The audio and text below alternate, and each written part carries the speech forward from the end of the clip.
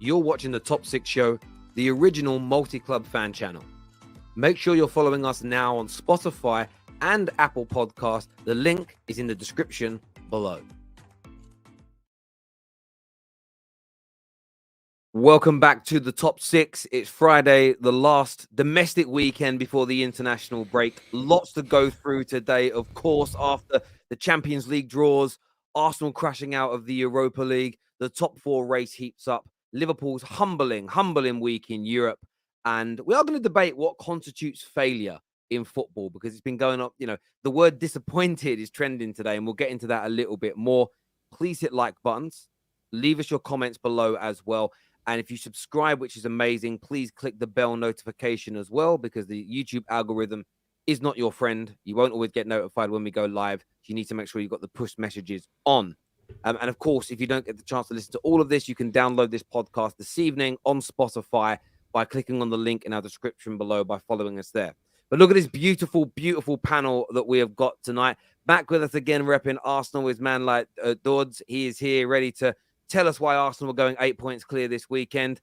Flawless is back again, ready to cook, slice and dice, have hope once more, I would say. Tom Little is here, of course. Liverpool shirt today or AC Milan? What is that? AC Milan, another kit, not Liverpool. This guy is one of the worst scousers I've ever met in my life. Have hope is, of course, here, as we've mentioned already, bigging up Chelsea. And Paddy is here with us today on St. Patrick's Day. Patrick is joining us on the terrace. And also, happy birthday this week, my friend. Happy birthday. Thank you very much. Appreciate it. Yeah, St. Patrick's Day, my day. Like, my mum was quite lazy. I was born 2 days before St. Patrick's Day, so she just threw the name at me. So yeah, it's stuck, and here we are, man. So happy St. Patrick's Day to all the Irish. But your mic is doing madness. It's slowing down and speeding up and then slowing down. Oh man, it's. I think maybe to take off echo cancellation and all that stuff. Give me one sec, lads. Give me one sec. We'll get back to you in a minute. Steve Stradberg here says, "I love you, Flawless, bro. Sarcasm City gang." Is what man like Steve has got to say to you here. And of course, you did give man like Have Hope a very big cooking last week. It was a cookout last week. Oh, give me a break. That was nothing. Come on. No. Did you see the clip? Have Hope. Did you see the clip that you what know? Clip? I don't know of any clip. I don't know of any clip. Can I at least explain what clip it is? You don't know what clip I'm talking about. You don't want me to say it. You don't want me to say it. I wouldn't want me to explain either if I was you in it. I try to avoid that shit too, innit? We all seen what happened. It's out there on Twitter, innit? You got caught out lying. It's cool. We knew you was lying, man. It's all good. It's all good, man. I respect it because you doubled down on the lie. This wasn't a lie. It was an alternative truth. There's a lie, then there's an alternative truth. Those are two different things, man. So, all right, whatever you say, my guy. This guy's literally like living in the multiverse. Like it was a different Have Hope, that said it. Is that what it is? One of them ones. Do you know what I mean? But yes, lots to delve into today. Lots to talk about. In terms of the Premier League, it's FA Cup weekend as well, so there's lots to kind of go into and jump into. Are you over going out the Champions League this week though, Tom? You over it? Yeah, because I was over it when we got smacked 5-2. I knew we weren't coming back, so I've been resigned to it for ages. It was just the performance was the most boring, torrid mess of an attempt of a comeback I've ever seen. It wasn't. We'll never understand the manager starting with 4 attackers and ending with 3 when he needs goals. Yeah, it wasn't great. It wasn't great. It was a complete. How did everybody else take it? And I mean this with respect in terms of, you saw Real Betis try to beat Man United last night. They came out and attacked and they left themselves exposed. They only lost 1-0. Flawless. When you watch Liverpool on whatever it was, Wednesday, sorry, is it a little bit limp of a performance to try and come back into things? Yeah, they seemed defeated, like going into it. There wasn't that throw the kitchen sink at it. And he did, and Klopp tried because of the lineup. Like, he went as offensive as he could, but they're just not good. They're just not good. Simple as that. Like, there's no point in like trying to tactically analyze it or like say they bottled it or whether it's a mental aspect. But when you get beat 5-2 in the first leg at home, it's a wrap. Bear in mind they've lost to Real Madrid how many times now? Like, Real Madrid always beat them. Like, this is a constant thing. They just got their number. Bear in mind Liverpool are not having a great season on top of that. Yeah. Like, it literally the game was played like Madrid were 3 goals up. No, I think for me, I as much as I expected Liverpool to put much more of a fight, and I think many Liverpool fans were disappointed, Real Madrid were amazing. And I think that Liverpool expected Real to maybe sit back, be conservative, then counter them.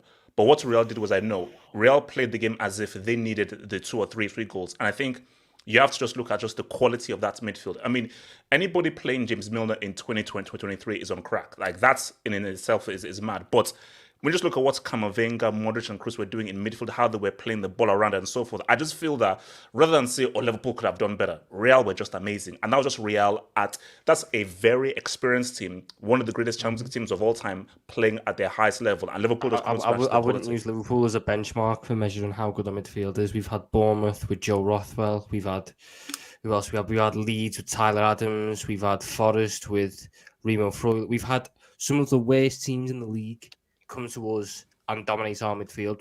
Real Madrid were very good. Real Madrid, watching them ping one-touch passes all around us, whilst James Milner just wants to be sent back to Newcastle, back to when he was 21. It was annoying watching us just get passed around, watching Cody Gakpo on right centre mid for some unknown reason. Like, none of it made sense. But I think it was just more so we were bad than they were good. To be honest, it should have ended 4 or 5 if we didn't have Alisson Becker in goal. Ooh. Yeah. He absolutely saved you. And by the way, have hope. Just before we go back to this conversation, I have been sent the clip through. We can play the clip. Terry, we've already seen. What was your prediction top 4? Not touch top 4. What? No, what was your prediction for top 4 though? Before or after Casemiro? No. Before both. No. I'll give you. Okay, so before Casemiro, I'd have said maybe 5th. After Casemiro, Okay. at least 3rd. At least 3rd. So At if so, least at 3rd with least 3rd. Casemiro. So who was the 2 above them? I want evidence. Sorry, Flawless. I want evidence. I want evidence you said this, bruv, because I think you're I absolutely. didn't know you were going he's to get lying. Casemiro. You know he's lying, man. Terry, we can't You do know that. he's Terry, lying. I didn't know you were going to You get know it. Casemiro. So for that, I'm just being real.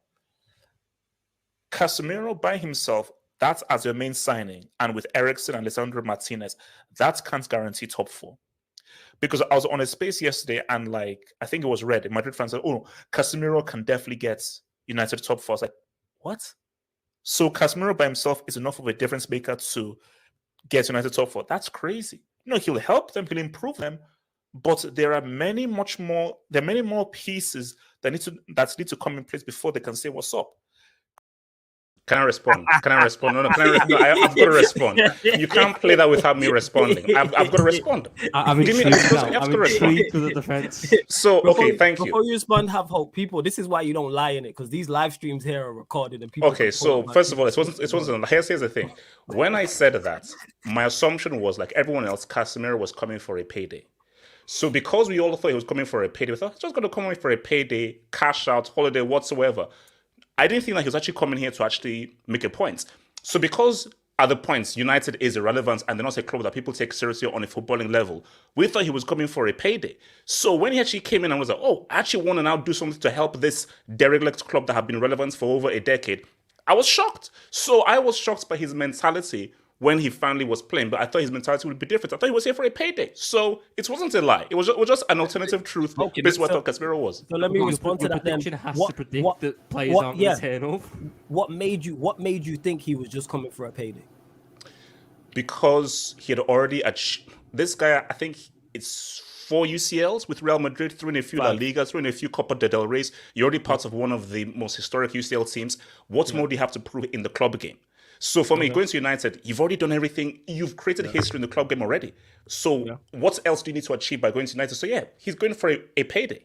Okay, so my response is to that then. Does that not actually show his elite mentality? Because he could have easily, after 2 or 3 Champions Leagues, went and said, you know what? I've clocked the game. I'm good. I've chilled out. He's been at Real Madrid for such a long period of time. I think it was over 10 years or close to 10 years and had been successful. So we'd seen no drop-off in his mentality when he's at Real Madrid. So why would he move to Manchester United and all of a sudden his mentality will fall off a cliff? Like you said it there first and foremost. We all thought that. No. People wanted to hate because he was coming to Manchester United. Because if he was going anywhere else, then that would not have been a conversation. But because Casemiro was going to Manchester United, all of a sudden it's for a payday. There was no evidence, 0 evidence to suggest that Casemiro has a mentality issue. He is an elite mentality monster. But because people like you and other fans wanted to hate and didn't want him to be as good, all of a sudden now it's, he's coming for a payday.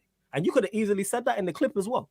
Well, you wanted to go overboard and be over the top. And now you've been caught out. Now you've been caught out again. You've been caught lying about lying. And what I'm going to do, I'm going to add. You've been caught lying about Party don't laugh. Party don't laugh. Party, these are all lies. I'm Party saying. don't laugh. I'm going to add a little bit. I'm going to add a little bit of seasoning, to that cooking that Flawless just did.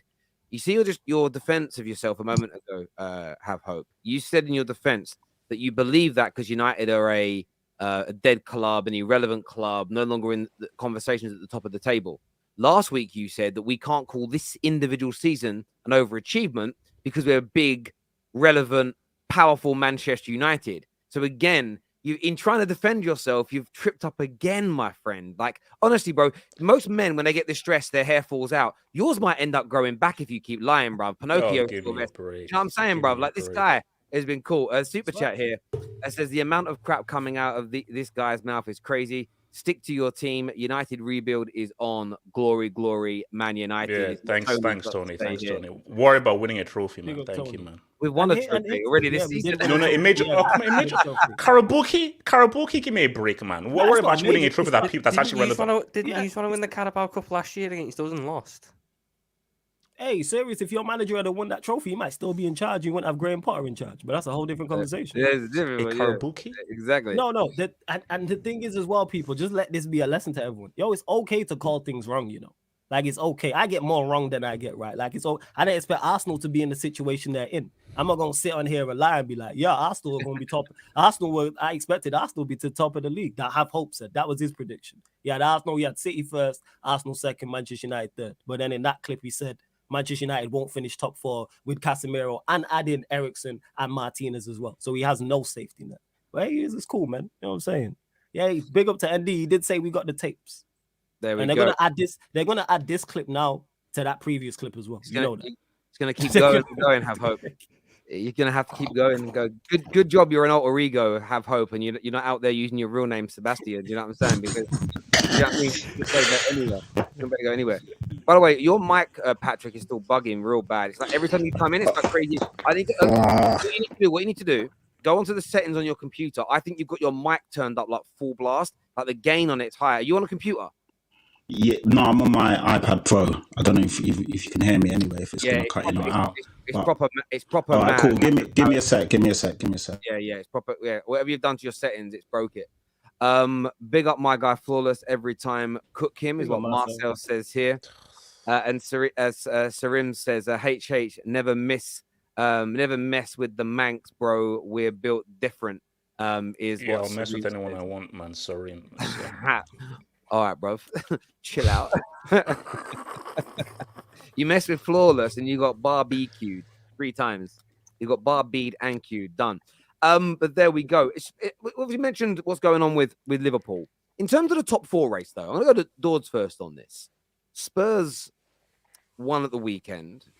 They've only got the Premier League now. Liverpool have only got the Premier League now. And then you've got the Brightons and Brentford's, Newcastle just behind them. And viewers, this is a question to all of you as well. Who's making the top 4? Who's taking those final 1 or final 2 places? You might think Man United are dropping out as well, potentially. Who's taking the top 4 places? We know City and Arsenal are guaranteed. What are you saying, Dodds? No, I was going to 4th position right now. It's very, very tough to call because not everyone's struggling. Tottenham struggling, Liverpool struggling, Newcastle struggling to score goals. I think that's their first win in how many games, Newcastle?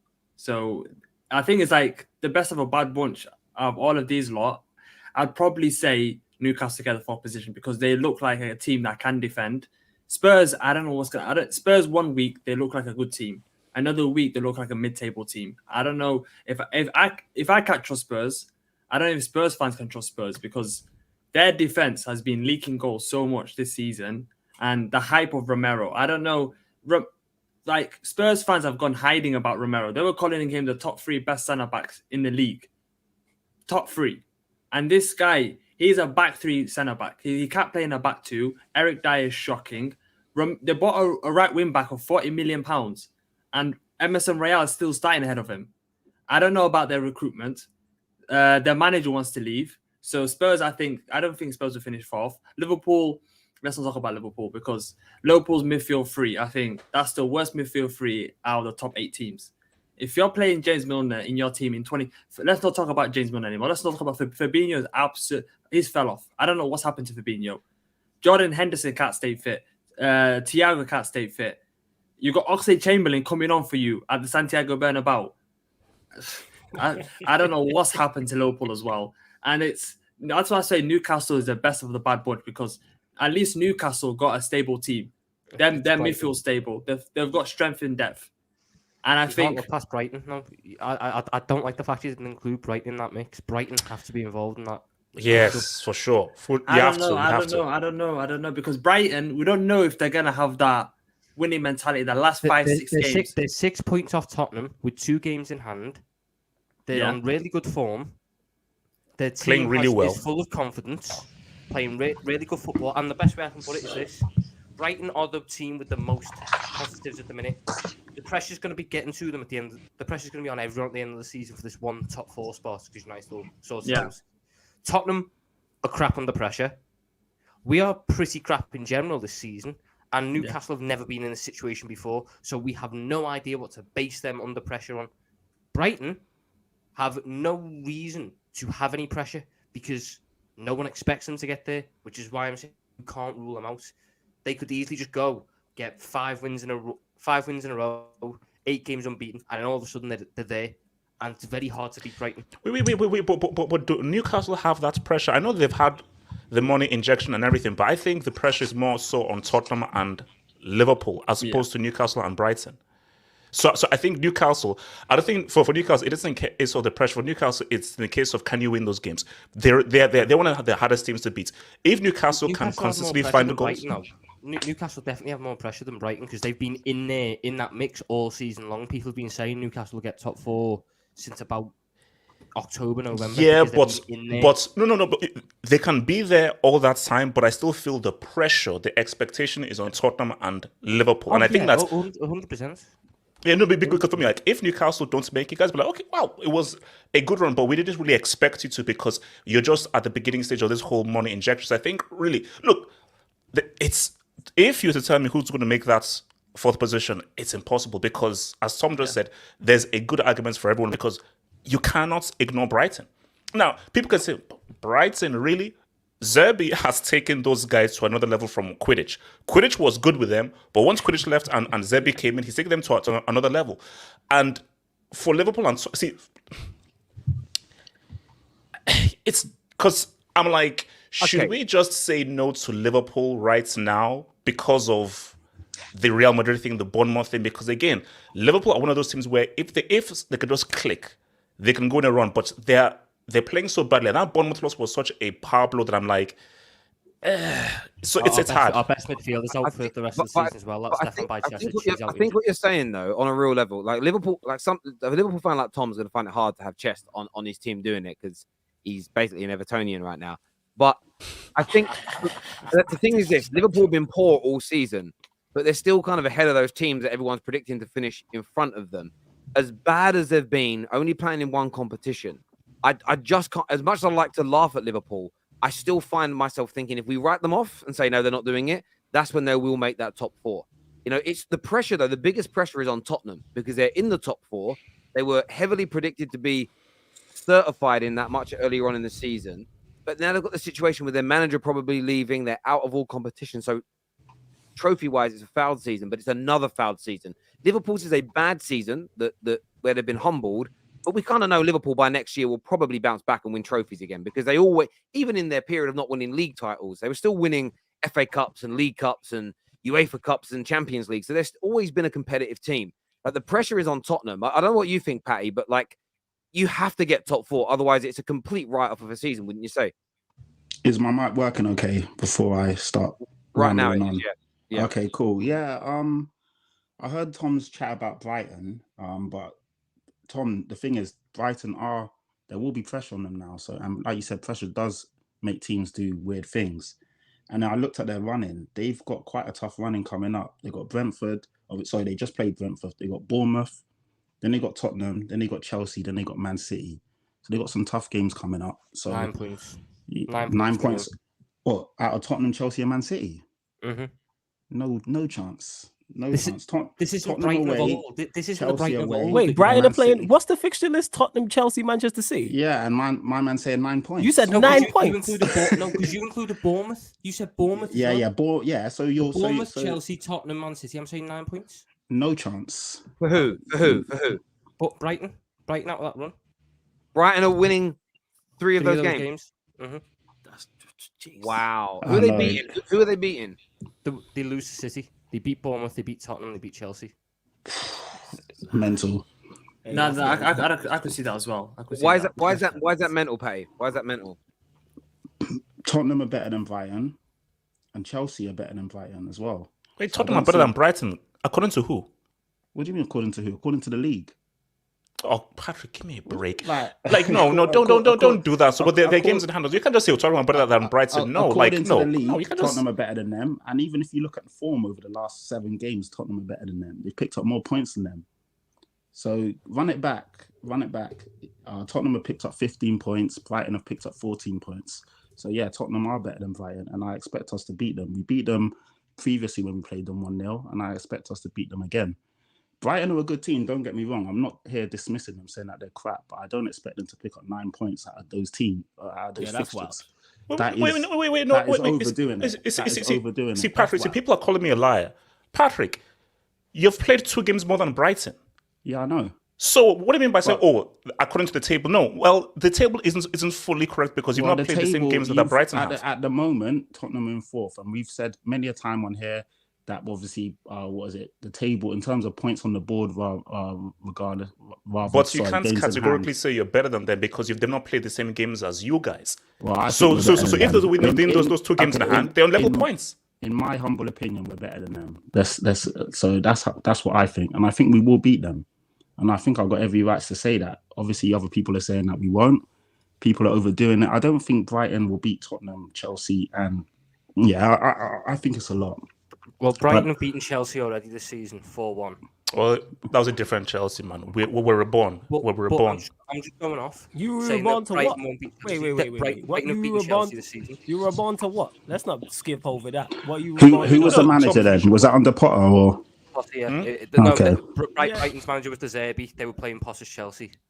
Yeah. So what? Reborn Chelsea? What do you mean Chelsea Back, were reborn? change the formation, new look, new Play the back mentality, three. focus. You played the back 3 when you lost 4-1. Tom, Play the back 3. No, Tom. You did. You had Sterling and Pulisic wing back. This Chelsea reborn post what we did against Dortmund and so forth. This is a different Chelsea from that Chelsea that's lost to Brighton. It's a different Chelsea. I do agree you are better. I wouldn't say it's a completely different Chelsea, but you definitely are better. 100%. That I agree with. I just don't like the way people are writing off Brighton. I think Brighton are a really, really solid team. I think them when you look at their attack, Matoma, Evan Ferguson, they're just playing with no fear, full confidence, no fear. They have. Whereas Tottenham are expected to get there, we are expected to get there. Brighton were expected to finish 8th, 9th, 10th. They were expected Conference League. So when you say there's pressure on Brighton, So I do get that. So who are you actually predict? Because at the moment we're hearing, don't write this off and don't write them off. Like, I'm going to be really blunt and rude here. Who the fuck are we predicting then? Who's going to make it, Tom? I want an actual answer. Go on, son. Brighton are going to come 4th. Yeah. Brighton. Okay. And that's not a dig. I'm just saying, like, there's a lot of don't write these off. I want to know who people think is going to make it. Like, so you think Brighton will finish in front of Tottenham, Newcastle, and Liverpool? Wow. Yes. Listen, I'd love to see them do that because that would be an amazing achievement. That's just hard, though. Surely, like, it's hard. What they got? They're on 25 games. So they've played the same as Newcastle, and they're 2 points behind Newcastle, which is an intriguing one. I assume you're going for Tottenham, Patrick. Yeah, I'm backing my team, and I just think that we will have more than enough to get over the line. We've got quite a few favourable fixtures. We've got some tough games against teams fighting for their lives. But when I look at the games we've got coming up, other than Liverpool and I think it's United, most of the games are expected to win. I know the Premier League is crazy and, it doesn't always go like that. But I do see us beating Brighton and I do see us beating all the other teams that are there or thereabouts. But yeah, to say Brighton will finish ahead of even Liverpool, I'm not sure yet. Not sure. I don't think they finish above Tottenham either. Chelsea, yeah, I think they will. I think they've got more in the tank than Chelsea right now. But I still think Chelsea have had a resurgence recently. They are definitely picking up form. You can kind of starting to see patterns of play. You can start to see Graham Potter come out of his shell, I think Chelsea will get something out of that game. I don't know if they win, but they get something out of it. Fair enough. In terms of this weekend, Tottenham go away to Southampton. You must be confident to win that game.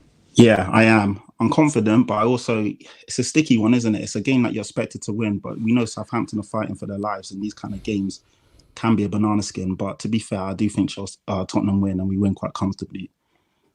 This is the worst Southampton team we've seen in a while.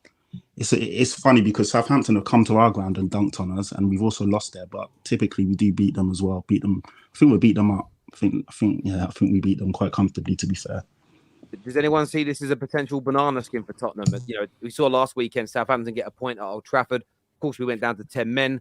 Bournemouth beating Liverpool. It's at St Mary's. It's at Southampton's ground. Yeah, no, you can't trust Tottenham, man. You can't trust. You can't trust these dudes. Yeah. It could be a draw. A draw wouldn't surprise me, is what I'd say about that game. Yeah, it would not surprise me. Because Southampton need even when we look at Southampton, they're starting to find a little bit of form. I know they beat Leicester recently. Obviously, the point against United at Old Trafford. And they have players that I think can cause Tottenham problems because they're just uncomfortable players to deal with. I mean, that Onuachu, 6'8". Can't wait for Eric Dyer to try and deal with him on corners. Fraser Forster's about the same size. They beat him up. Don't worry about that. But yeah, no, that guy is a beast though. He's a monster. But yeah, I think Son and Kane will go to town on these guys. Yeah, Son. Yeah, sorry, trust me. am I hearing Heung-min Son propaganda in 2023? Son, yes, you know who Son is. Yeah, Son. We'll come back to this on Monday or Tuesday, I'll be smiling. Son's gonna have 2 goals on the weekend. I swear you said this about 2 goals. You said this about 6 top 6 shows this season, and none of the times it's come to fruition. Son's having Son in 2023. No. And also, I'm the biggest Son fan, but even me, a huge Son fan, I'm not talking about Son in 2023, bro. And that's as me as a huge fan of the guy. It's not been a season, so he's having a poor season, but it doesn't mean that the guy can't score 1 or 2 goals in a game against possibly the worst team in the league. Like, come on. He's played 25 games this season and has only scored in 4 of them. Jesus. What's he got? 6 goals, 3 assists, something like that off the top. Yeah, 6 goals, 3 assists in 25 matches. Yeah, there you go. Yeah, he's getting 2 on the weekend. Wow, big prediction. I respect it. Yeah, listen, big prediction that you should win. You should win, but look, we all thought Liverpool were going to beat Bournemouth last week, and it didn't happen. And that was 11 v 11, no anomalies in the game, and you think they're going to win. And we all know that relegation fights love to throw up some curveballs. You've also got Everton in a relegation battle going to Stamford Bridge. Are you worried about that game at all? Have hope?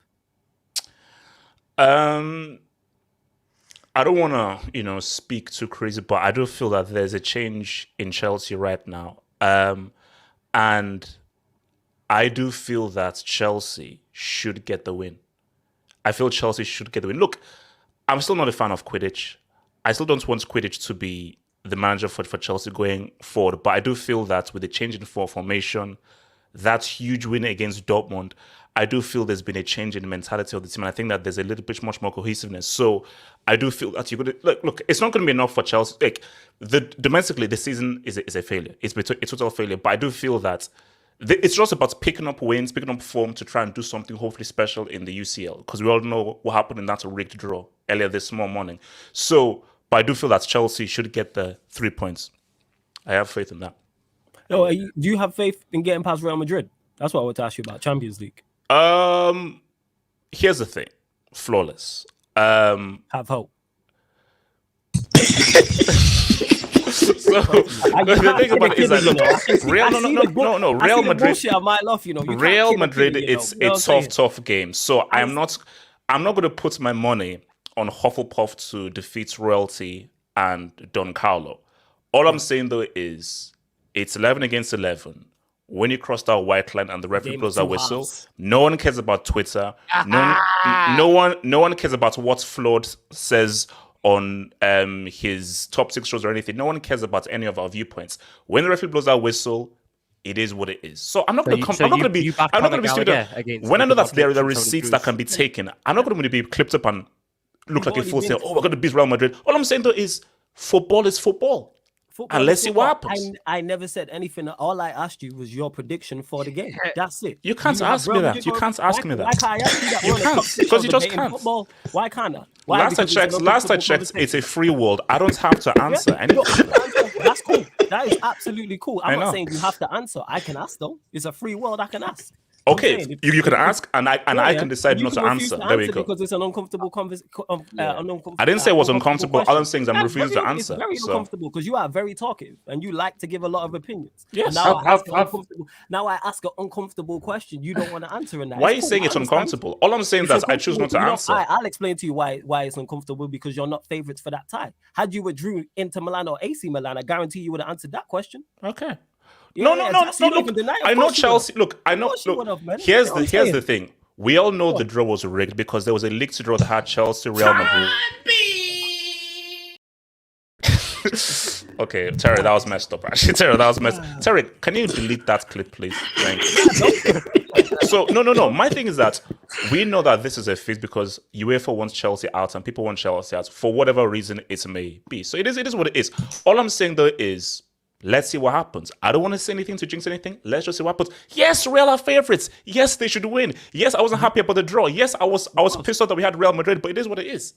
All right, so he's not confident, basically, people. All right, cool. I didn't say that. that. Does anybody see Chelsea staying in this competition past this round? Everyone knows they're going out, man. Anyone else, I would just possibly. Chelsea is still a good Champions League team. Let's not get it twisted. They're a very good Champions League team, but Real Madrid are they're the daddies of this. And they're the guys that always, you don't want to draw Real Madrid. Do not want to draw. Chelsea's first one 11 further, could Patrick. Yeah, Chelsea's first 11 could hold, and it could, it might be able to limit it to 1 or 2. And then when Real Madrid are bringing on Rodrigo, Tchouaméni, and then Graham Potter turns to his bench, and you see Mason Mount, Conor Gallagher, Cucurella, all them coming on to try and make it's a wrap. That's what kills off these ties. I was going to ask a question to have hope. Can you just admit that Real Madrid are a better team than you and you're not favourites? No, he can't. And you've got no chance of winning. All I'm saying is you've always got a chance. You've always got a chance. No. Real Madrid are expected to try to be the team to progress, but football is a game of 11 v 11, and we have to wait to see what happens. Why do you keep talking in cliches? You're moving like Gary Neville. You're talking in cliches. Just answer the question. It's not that. Patrick, last I checked, this isn't North Korea. I don't have to do anything, bro. So, all right, so. But he's just scared of giving a prediction because of what Fulham did to him last week and this week. That's what it is. He's right now. His manhood has shrunk right up inside him like a tortoise, and man's hiding out here in his shell. He's like, I'm not doing it. Not with Flawless. Flawless has killed me. Flawless has killed me. He's done. Just don't lose to Sevilla. Just don't lose to Sevilla. That's what I'm saying. Say that again. So what does us have to lose? What does us having? I mean, what does us? I'm just saying that Sevilla don't lose to Sevilla. Don't lose to Real Madrid. Don't lose to Real Madrid. Wait. That is a false equivalence.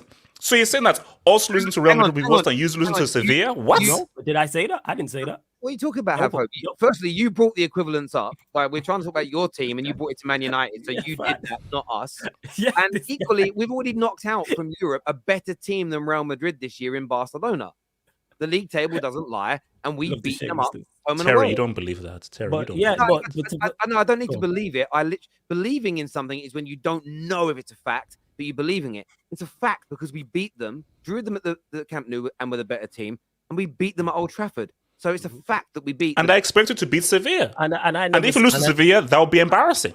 Absolutely. I agree. I'm a big enough man to admit if I'm embarrassed by my team or angry at my team. I'm a man, bro. You know what I mean? I've got a big old pair of ball bags, and I'm not afraid to admit when I get something wrong. Unlike you, did they not drop when you were 13? Are they still like little kids? I don't know, bro. What is it? Terry, kids are watching. We don't need to be explicit. The thing is, people, this is only football.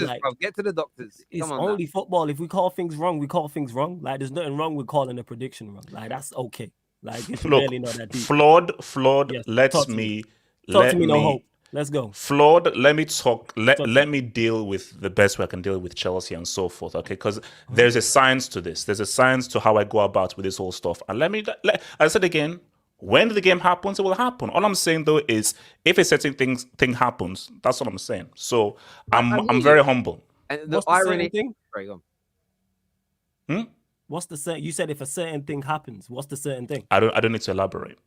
on. Okay. Do you know what's really funny as well? He called you flawed instead of flawless. The irony in the fact that you flawed him last week is brilliant. Absolutely. No, love it. If you want to Terry, use no. my government, just call me I love- Carlos and Tom. If you want to call me, that's fine. Innit? You can use my government. Innit? You can call me flawed. I can call you no hope, and then we can do this, innit? Because you don't want to talk football, we have to go into these silly games, but it's cool, innit? If I was you, I'd do the same thing. I'd do the same thing.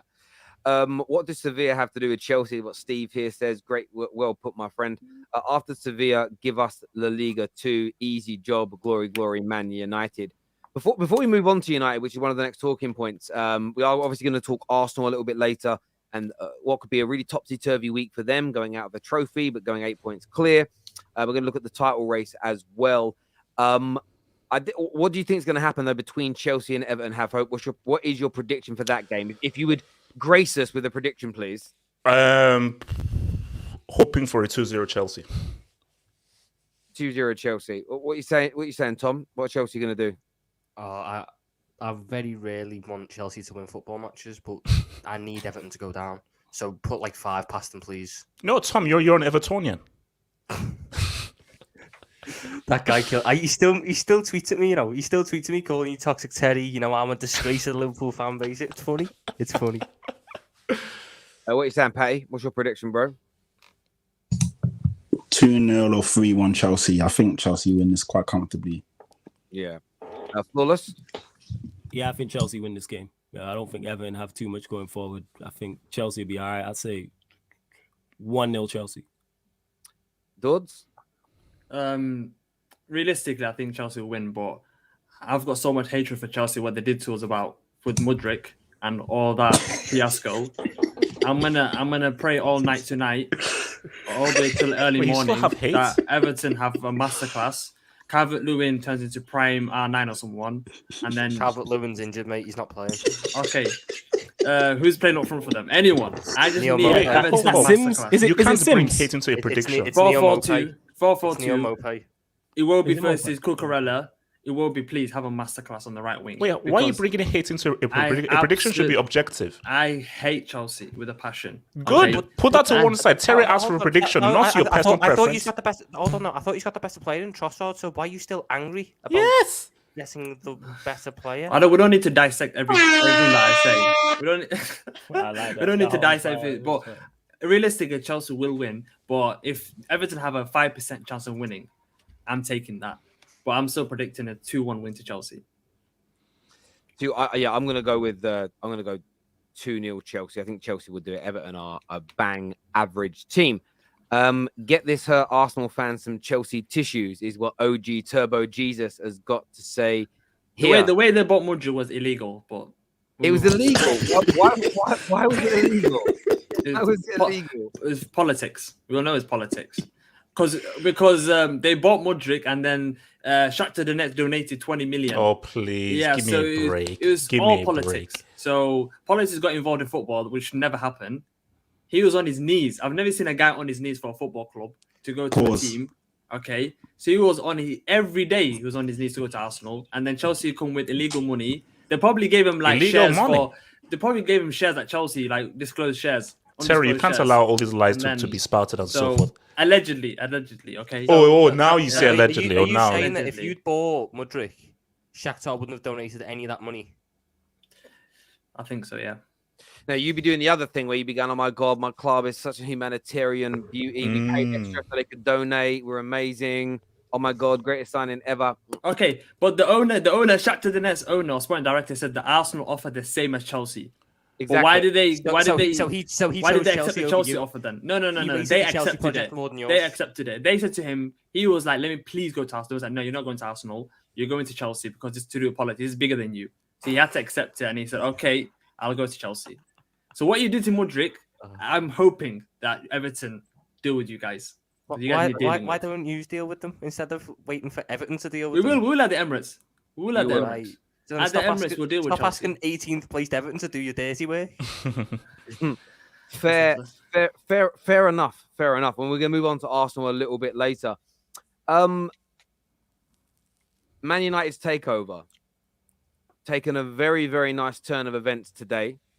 Of course, we've all seen rivals may not have done, but the representatives from Qatar, Sir Jim Ratcliffe and co. have all been at Old Trafford in the last 24 hours, having direct meetings with the football club, looking at the finances, talking through their proposals. And it has been reported, I'm going to read this word for word, that the Sheikh's second bid for Manchester United is expected to be closer to 6 billion, so up from 4.5 billion to nearly 6 billion pounds. He is willing to overpay because of United's history and because it is hardly ever comes on the market. A new bid will be submitted next week.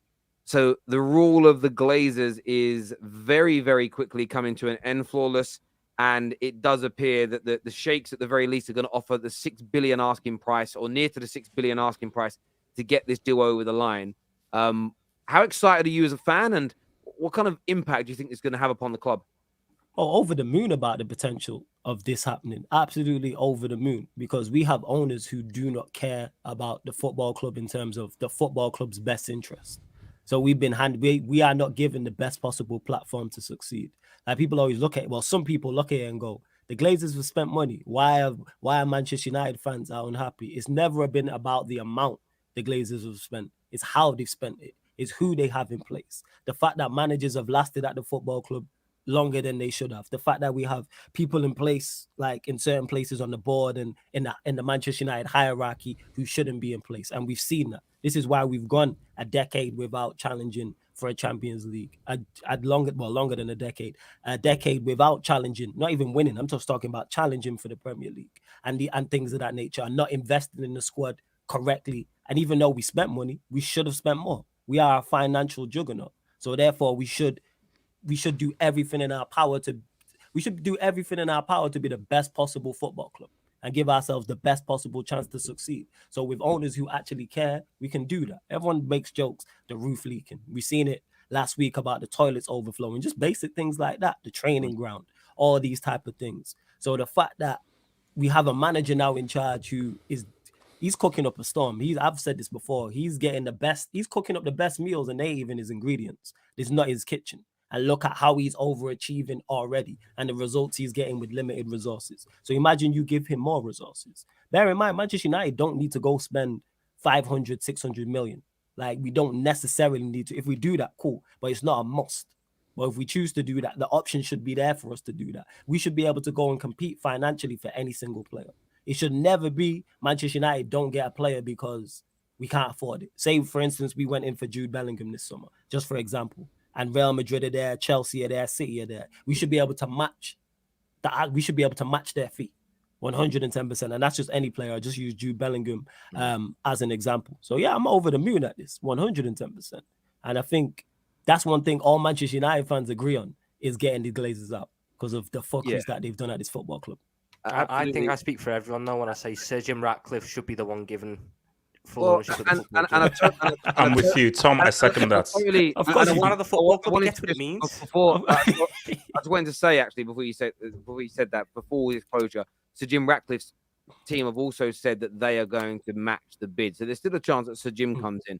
And Man United fans don't want him because they don't think he'll be as good as a Sheikh. But I still think he'll be a lot better owner than the Glazers. So for me, if we end up with Sir Jim, I'm still really happy. If we end up with the Qataris, I'm over the moon. Either way, though, the Glazers leaving, we're going to see an improvement. There is just no way. I know, look, there will be debt against the club, theoretically, if Sir Jim comes in. But he's signing an agreement, which means that the liability falls on his company Ineos and never upon Man United. So the debt isn't the club's, the debt is his. It's just whether or not he takes money out of the club to pay it at any point that I'm worried he will do, if that makes sense. So it's still okay. There'll still be more money to spend. The debt will still be gone. But either way, new owners is massively important because people really underplay the issue with not running a club right. They always go, well, you spent $1 billion, so you should be doing well. It's just a nonsense. Look how much money Everton have spent and not done well. Arsenal, by the way, in the past decade have spent $1 billion. And it's only now that it's coming to fruition once they fix their in-house situations. The people running the club the standards, the culture of the club. Otherwise, they'd still be treading water now, 6th, 7th, 8th in the league, as it were. It is about being run right. And I do think it sends a message to the players. When the players see pictures of the toilets overflowing. Now, I saw rivals say, oh, well, you can't blame the Glazers for United fans peeing all over the floor. And it's like, again, and it's funny when you read it, but you've never been to Old Trafford. It's not like that. It overflows because the system's broken. So it's not about, of course, some men, we've all been in men's toilets, will miss and hit the floor, but you're talking puddles of it. There's always footage of the areas where you stand and eat food or drink at Old Trafford. It rains indoors because of the leaks in the stadium and the holes in the stadium. It's absolutely crazy. And those things send messages into changing rooms. Those messages are, this club isn't being run seriously. When you've got facilities that are 10, 15 years old, it sends a message to people. And I think that those are the areas that this is really going to help improve. Having even more money, though, is key, because although we spend a lot of money, we waste a lot. So we end up in situations like we did this January, where we really needed a striker. Man United under Qatari owners would have gone out and broke the bank for a world-class striker in January. But instead, we had to end up with £2 million loanee Weghorst. Those are good. They're going to be the differences when they come in. We do have to hold our breath. And I think Strasbourg Steve says it here. He said, don't hold your breath too much. He goes, don't get too gassed about new owners. I speak from experience as a Newcastle fan and all these failed takeovers. Of course, it can still fall through, but that then becomes a different conversation. And this is the irony. If it falls through, rivals saying they're not bothered will celebrate if it falls through. If you're not bothered about new owners, then why would they celebrate if it falls through? That's all United fans have got to hold on to when it comes to the dead banter. Like, oh, it's not going to help you, really. It is. Every rival knows, but cast iron fact, that getting rid of the Glazers and us getting proper owners in is going to be massive. So I'm really excited by this news, because there was a lot of scaremongering, Flawless, that I saw from media outlets and even some fan channels. Like, oh my God, he's not willing to overpay. The Glazers want investment, they want to stay. And I'm just sitting there trying to tell everyone, chill out. It's going to be all right. Relax. We're talking big money here. Like, that's what I don't think people realize. You're not going to go in with your first bid at the highest. So you're going to table a first bid and then see where you're at. And if they want 6 billion, the Glazers are like, they love money. So if it is 6 billion, they're going to match that. Of course, they're going to match that. And like you mentioned it there with rival fans, of course, rival fans are shitting bricks about Manchester United potentially getting new owners. I'm saying, like, we made a lot of these fans' childhoods hell. People forget that. I'm saying their childhoods were living hells because of Manchester United and Sir Alex Ferguson, depending on your age. People don't want to see us back winning again. We've only been semi-successful this season, and look how, like, I'll admit, Manchester United fan base is unbearable, but the anger towards us as well is ridiculous. You know what I'm saying? But see, that's why, if fair is fair, United need to suffer a lot more. And I just don't think it's fair for the Qatari owners to take over, because yes, I am of that age, because my older brother was a United fan, a Cantona fan. So I was of that age that I hated United. So, like, I despise them. And I was right there where they were winning everything. So, and if fair is fair, based on how much they won under Fergie, you need at least another 5 years of suffering. So this Qatari thing, it makes no sense if you get these owners now. That's the most sensible thing you said about hating Manchester United. Dire respect. That's the first time we're on the same wavelength. I'm like, spotting. You know, it was really funny. Like, I went for a period where I was doing some shows with loads of Chelsea fans, and they were hating on Ryan Giggs, and for footballing reasons, they were hating on Giggs. And I was trying to put my finger on it, and then I go back to that season. You know, the season when we knocked him out of the Champions League. That man bagged four assists in 2 games and balled it. I forgot, because he had so many great games. He just went for a period, Ryan Giggs, in between 2009 and 2013, where he just dunked on them like 3 or 4 years running. And then you look at the age group of the people hating on him, you're like, oh, that was like when you were 15, 16, 17, and old man Ryan Giggs was dunking on you. I get why people hate us, but this super chat is true. It says, I hope the Qataris don't operate like at PSG, buying luxury player after luxury player and expecting to compete. Do you know what, King Cantona? I hope the same. But do you know what I think the difference, honestly, is? PSG have had to behave that way because it's the only way to attract other people, because it's not a competitive league. The Premier League and Man United are already attractive to people. You don't need to go, right, how do we get more stars? Well, we've got to pay other stars absorbent amounts and then just overpay everybody. And then you create a circus and you create a situation. Like Messi don't want to be there. He's already working on going back to Barcelona. You know, Mbappe will leave at some point. To get him to stay, they had to make him the football director. That's how crazy their club is. So I do Facts. agree with you, but I don't personally see them running it that way because you don't need to. And there's already a lot of new people being employed at the club recently. We just took on a guy that's just left a massive role at Adidas, and he's now the guy that will oversee contract negotiations. So the boardroom and the C-suite execs are already being employed without the new in owners. place. Yeah, and also as well, a key thing to know is that Very interesting. PSG don't have a culture. Like the culture is pretty much created by the owners. United have a culture, so anybody coming in, you're buying into the history of what United is about. And it's like, I think my parents are older than freaking PSG. PSG are a very young club, so they don't have any foundation to work with. So the guys coming in, they pretty much that's why PSG do so badly, because they don't actually have that history and culture of how a football club should operate. They were founded in 1970. Jeez. Like PSG are not, again, two things. PSG are not a big club, and two, this whole top 5 leagues in Europe. As soon as if the Qataris pull their money out of PSG, we go back to saying top 4 leagues. Because the French league, they produced really talented players, but no one cares about the league. And that's the problem when you even put back to Jim Ratcliffe. Well, why hasn't he made Nice a powerhouse? Because it's difficult to. Like, it's hard to do it in that league. It isn't as difficult in the Premier League, but there we go. Strasbourg Steve here says, I'm not asked if United get new owners. Iron sharpens iron. It keeps my club owners in check. No room to rest on your laurels.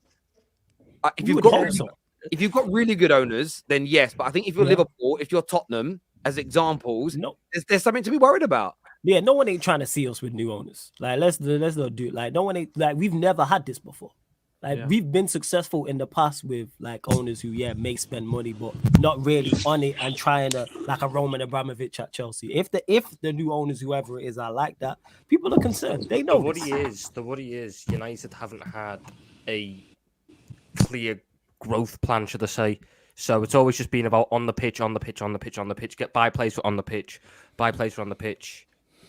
Whereas now you'd assume the Qataris are going to go, right, what can we do off the pitch? Let's go work on Carrington. Yeah. Let's get it back up to scratch. Yeah.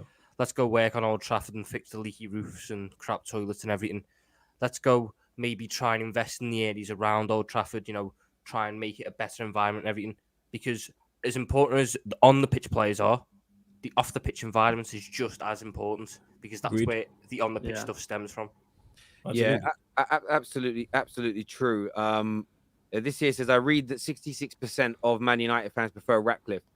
Where is that poll, though? Like, what newspaper? It was in the Athletic. That's rival fans. You know what I'm saying? And that's rival fans voting for Ratcliffe. And that's my point. It's a bit. As soon as you put those kind of, like, I put a poll out on the terrace, right, the other day, like, who's been the best centre back in the league this year, and Botman won it. And then you look at it, and 3 massive Newcastle accounts have got 500,000 followers each, all retweeted it and will quote tweeting it every hour. Come on, guys, vote. So it gets hijacked, and these things. That's why Arsenal win a lot of polls online. Their fans love doing that. It's true, but I don't really care what other people say on it. I've got my views and everything else. There was another super chat that came in here that said, don't speak about League One without my presence. People lack education.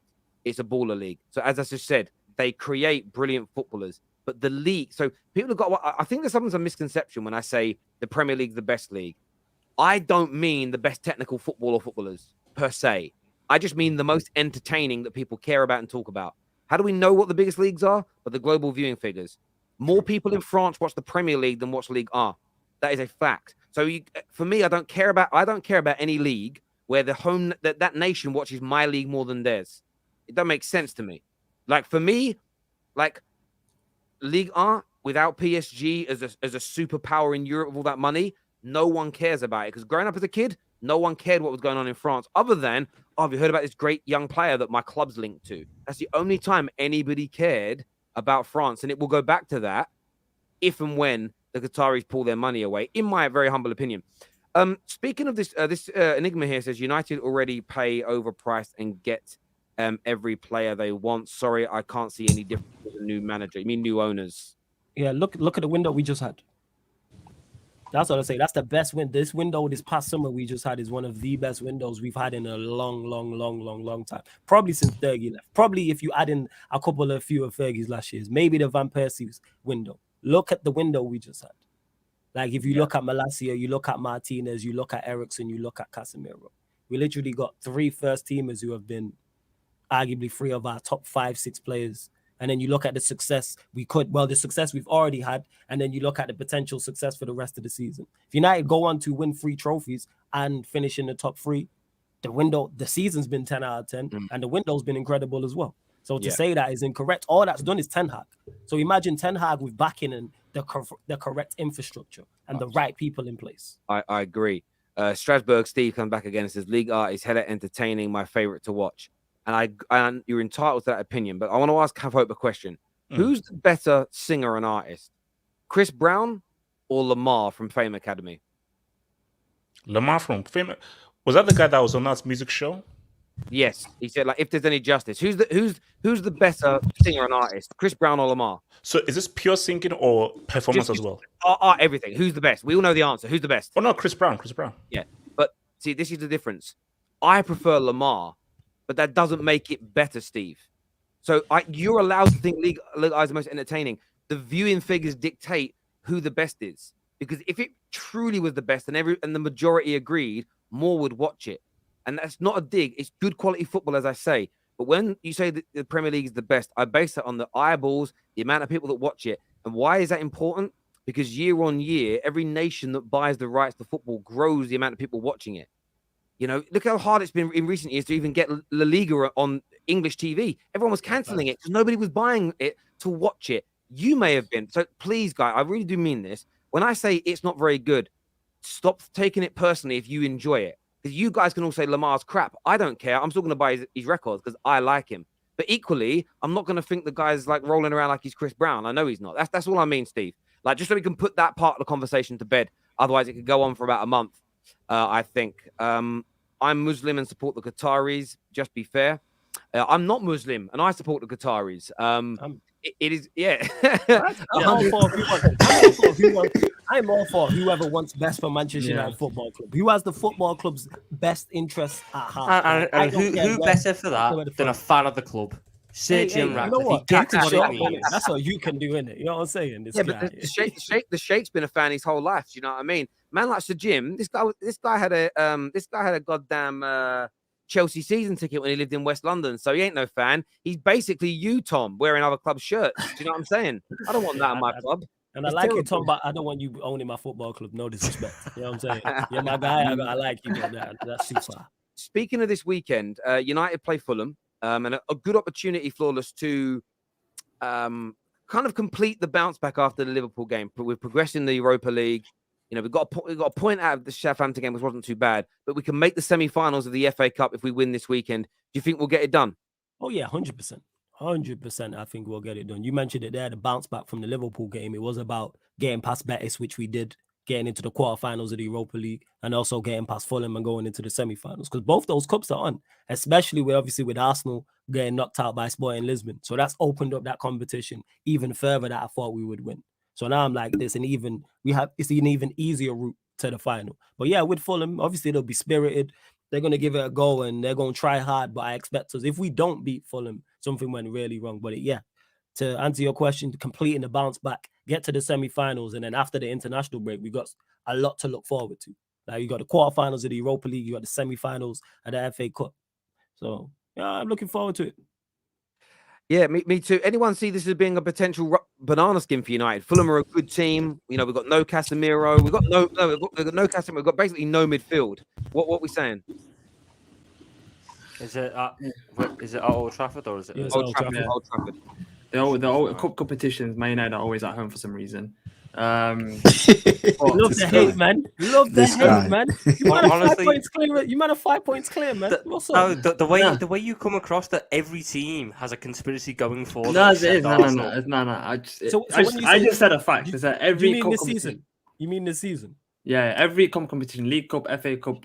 Yeah, that's this always season. At home. Yeah, we've had a draw in it. You was at home yesterday. How did that work out? I know, but that's different. You got knocked out at home in the Carabao Cup. But yeah, 1 second. Can I just talk about Man United for a second? I was speaking objectively. Man United, I can't see them losing because so some reason about Man United at Old Trafford this season. Everton has done something for Man United this season. It's like every time they're at home, they just find a way of winning, especially in cup competitions. It's even the previous game that they had when against West Ham. in the FA Cup where they were out of nowhere they get 2 late goals. I'm thinking, where's they always find that extra energy at home, and then it's I'm actually worried now. I'm slowly getting, if they somehow beat Fulham, and then they're in the semi-final of the FA Cup, and then they're in the quarterfinals of the Europa League. They've won the League Cup. They've cemented 3rd spot in the Premier League. They've got the Qataris buying Man United, and then it's like I've had trauma when I was a young kid, secondary school, when Man United was winning everything. Tell us about the pain. And then that pain was unbearable. That's why I've always had that hatred. I've had more hatred for Man United than Tottenham, because I've always thought Tottenham, because Tottenham were like thereabouts, but they were never a threat. But Man United, they were like for years, and then I've had that so much hatred for United, and then now seeing that they might come out of that 10-year period where they were struggling, and now there's a bright side.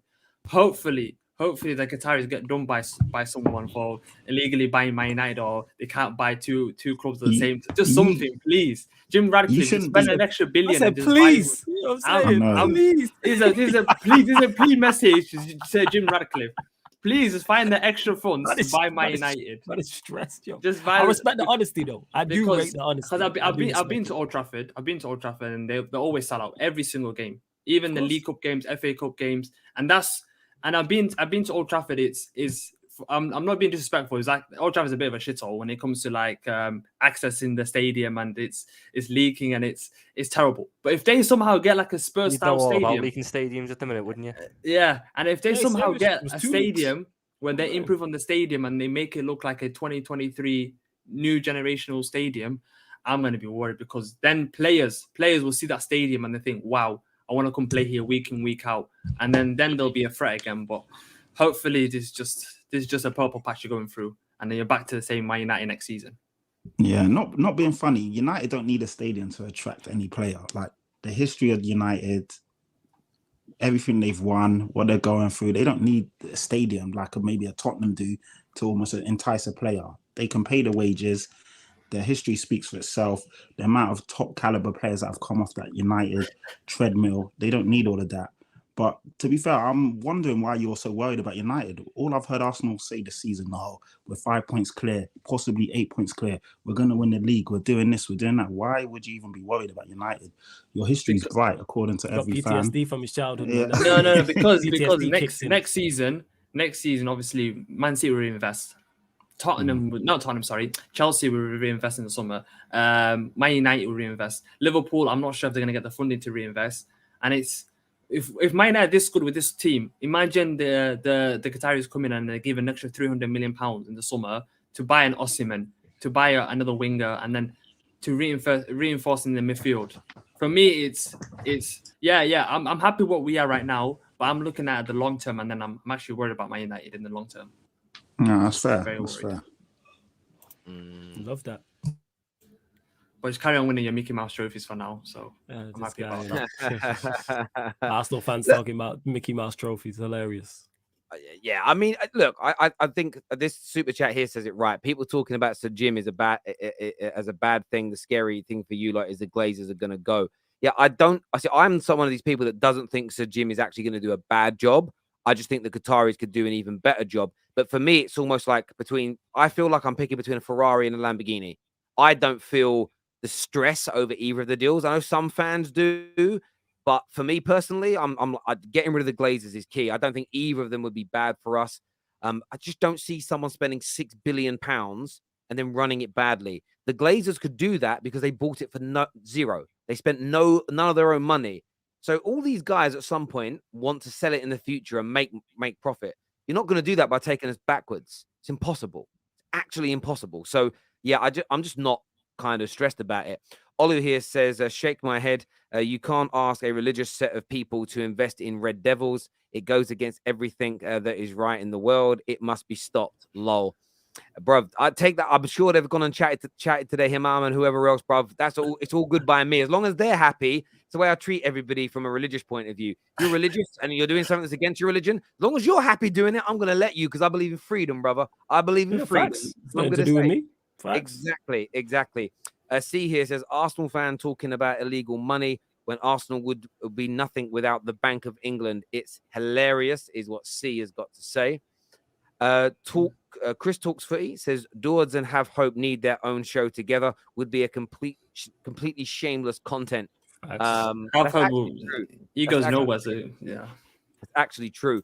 That would be a brilliant show to watch. That really, really would. By the way, Winter Surfer. I'm trying now. I'm going to send you the link for the show to come on and be the replacement. Yeah, we're gonna for the replacement for Have Hope. I'm going to send you a link if you're about, bro. I'm going to DM it to you now on. I know I've got you on WhatsApp, but I can't find everyone's. I'm terrible on WhatsApp. I barely say people's numbers, so they're all just numbers in WhatsApp to me. I don't. I'm so bad like Terry that. telling everybody they're +44s. You know what I'm saying? Everyone, I know. Everybody's +44 gang. My own brothers messaged me, and if it wasn't for their own picture in their profile, I wouldn't know who they are. I literally, my own brothers' numbers ain't saved on my phone. They're all no ratings. That's crazy. One of my brothers, and I'm legit gonna show you this now. No word of a lie. I still have his number saved. I'm gonna put it to the top of the screen here so you guys can all see it. Then you guys, it might focus, it might not. Come on, focus on that. It's blurry at the moment. Yeah. There you go. Yeah. Who's this? He messaged me one day, and I was like, I've got him saved as who's this, and I've not changed it in like 8 years. I just don't. I'm terrible with stuff like that. I'm an awful guy. I was careful there not to show messages off because you never want people. That's my brother he's always asking to borrow money, my brother. It's a madness, literally. Like, bruv, how you feeling now? Yeah, a lot better. I'm good. Can I borrow some money? Like, he literally that's what he does. You know what I mean? He's one of them ones. He's crazy. Arsenal. Actually, my prediction, I think we'll win, actually, by the way. I think we'll beat Fulham, and I think we'll beat Fulham. I think it'll be a close game because they're a good team. I'm going to go 2-1 Man United. But the good thing is we've got no football after that. So we can just go hell for leather. I don't have to worry about reserving energy. Yeah, the international break couldn't come out at a better time for United with the injuries. What was crazy about Liverpool on Wednesday? They could have gone hell for leather because they've got no game this weekend. Mm-hmm. They got nothing else. They got nothing else to play for anyway. Their season's over. Yeah, 110%. It was crazy. Yeah, we wanted to give Oxlade-Chamberlain pity minutes, so when he goes to Southampton next year and he's in the dressing room, we can sit there and go, "I'd play at the Bernabeu." Did you see my little flick past Luka Modric at the Bernabeu? Oh, get me in that start 11. It's crazy. Not sure what happened to Patrick there, but so Arsenal. We've got a poll running as well related to Arsenal as well. Knocked out last night. Dawes, you've been very public about this on the terrace. That you said this morning it's more embarrassing to be in the draw than to be out of it. That you're not that worried about going out. It shouldn't be seen as any kind of failure. The viewers, we're asking you all that question. Is it failure that Arsenal went out last night? How do rivals view it? What's your take on it, Flawless? Arsenal, it was failure going out because Arsenal are good enough to win that competition. So why would you not want to win the Europa League? They wouldn't necessarily need to play their strongest team throughout to get through the quarters, the semi-finals, and the finals. This is just a classic case of, we've gone out, let's make excuses. There's no way Arsenal should have went out to Sporting Lisbon. No one can tell me that Sporting Lisbon are a better side than Arsenal. And it's not like it was a one-off game. This was over 2 legs, the second leg being at the Emirates. And obviously, Dodds mentioned how important it is with home draws and cup ties. So this whole excuse thing is, yes, the Premier League is the bigger fish to fry, absolutely. But I don't think one affects the other. I don't think if Arsenal didn't win the Premier League and Manchester City win it, but won the Europa League, people won't be talking about Arsenal didn't win the Premier League because they were in the Europa League. That's never been a thing. I don't know where it got invented from, but now I'm actually talking about it. That's never happened before, where people will blame a club for not winning domestically on them being in a European competition, whether that's Champions League or whether that's Europa League. That's just excuses. Did Arteta want to win that game? Yes. The fans can say what they want. Yeah, but Arteta wanted to win that game. Build up momentum. You're able to keep it going. Yes. You're able to, you're beating teams on a European pedigree away from home. Build up the confidence. All these teams that have went for good title runs, title challenges, they very rarely go out early on in the European competitions if they start off in them. Yeah, 100%. And that's my thing on it. Like you mentioned it there, momentum. You can't switch that on and off. You know what I'm saying? You can't turn it on and off like a tap. So this whole thing with Arsenal fans saying, well, it's not all of them, because some Arsenal fans saying, I'm glad we went out to focus on the Premier League. I don't think it has any bearing on it whatsoever. Injuries will happen. But bear in mind, Arsenal haven't won a European trophy that exists currently. The last European trophy they won 29 years. 29 years. Yeah, is extinct. They don't exist no more. So I don't know why they're picking and choosing. I'm all for picking and choosing trophies if you are competing consistently for Champions Leagues and Premier Leagues. That's cool. I've seen Manchester United do it in the past, where we would play weaker sides in FA Cups and League Cups. But we've seen Pep target the Carabao Cup. There's a reason for that. We've seen Mourinho do that when he was at Chelsea twice, when he was at Manchester United. It's on purpose. Winning can breed winning. Arsenal going further in the Europa League, to me, is zero hindrance to them whatsoever. Okay, but all I'm saying, when you guys finished second, you won the Europa League, or was it the FA Cup you won? League Cup. League Cup, sorry. Yeah. But when you just said that winning trophies breeds winning things, but it can. Okay, but in your thinking, for that time, you won, and then you went 5-6 year period without not winning a trophy. Okay, so it doesn't really necessarily it does. Okay, so I flip it. Doesn't because our 08 side, with Tevez, Ronaldo, Rooney, probably the greatest Premier League side you ever seen. What was the first trophy that man won? Was it? Oh wait, was that? No, it wasn't Champions League. It was the League Cup. It was the League Cup. That team I'm talking about. Yeah. Surf is a Chelsea fan. One of the best Chelsea sides he's ever seen, and that went back to back with Mourinho. What was the first trophy they won? You can look at quotes that Mourinho said twice.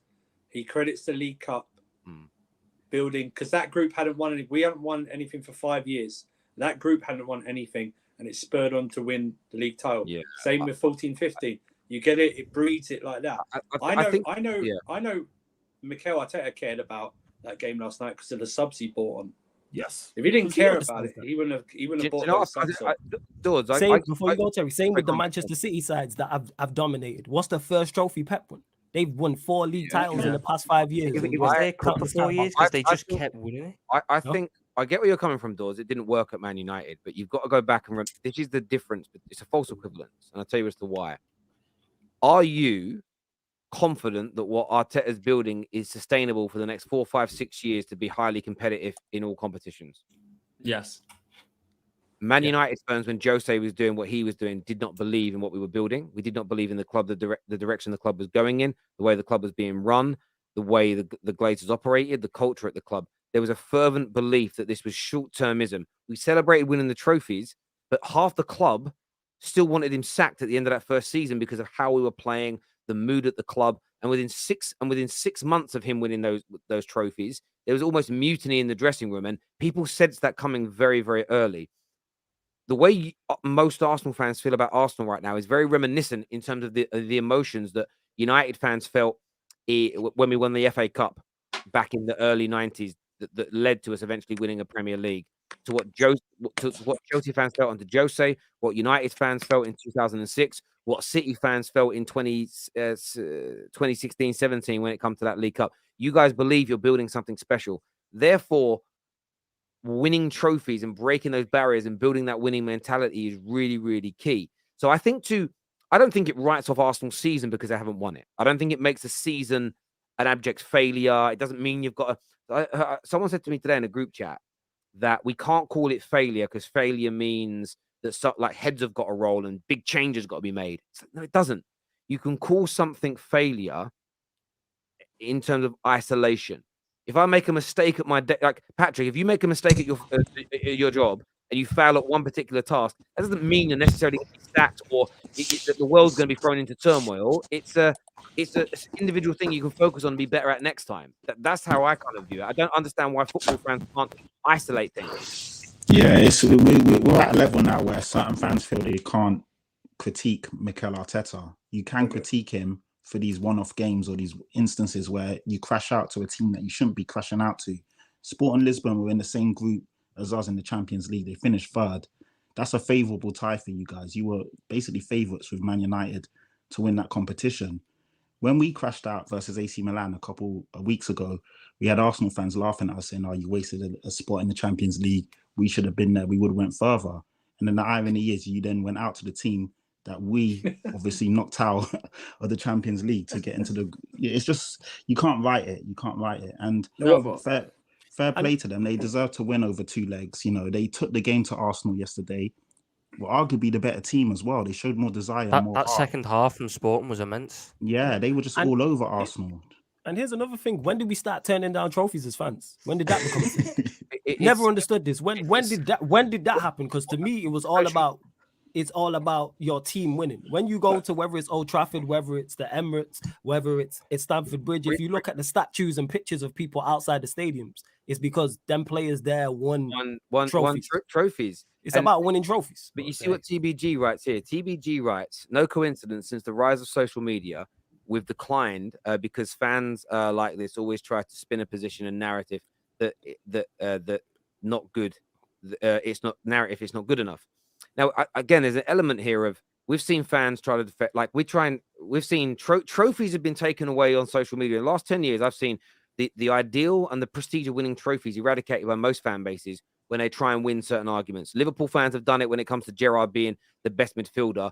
The trophies that Lampard and Gerrard won are inconsequential.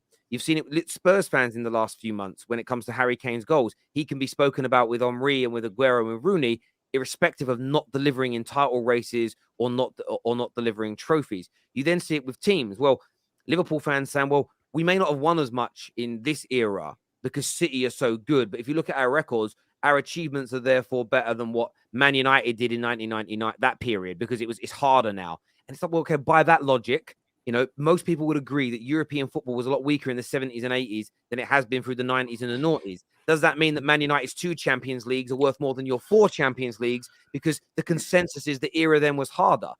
The way we try and I'm not pushing that narrative. I'm just using it as a counterbalance. The way we disrespect trophies in football nowadays is actually embarrassing, because how far and how much longer are we going to take this? Essentially, like Spurs fans will love it, because if we can get to a world where trophies don't matter, they're the same as us. And that's why stop this. Not all Spurs fans. Not all. Have it. And we want trophies. We want trophies. And I understand this notion that, look, if Arsenal go on to win the Premier League, which we've got a great chance of doing, they've got a great chance of going 8 points clear this weekend, and I think they will win the league.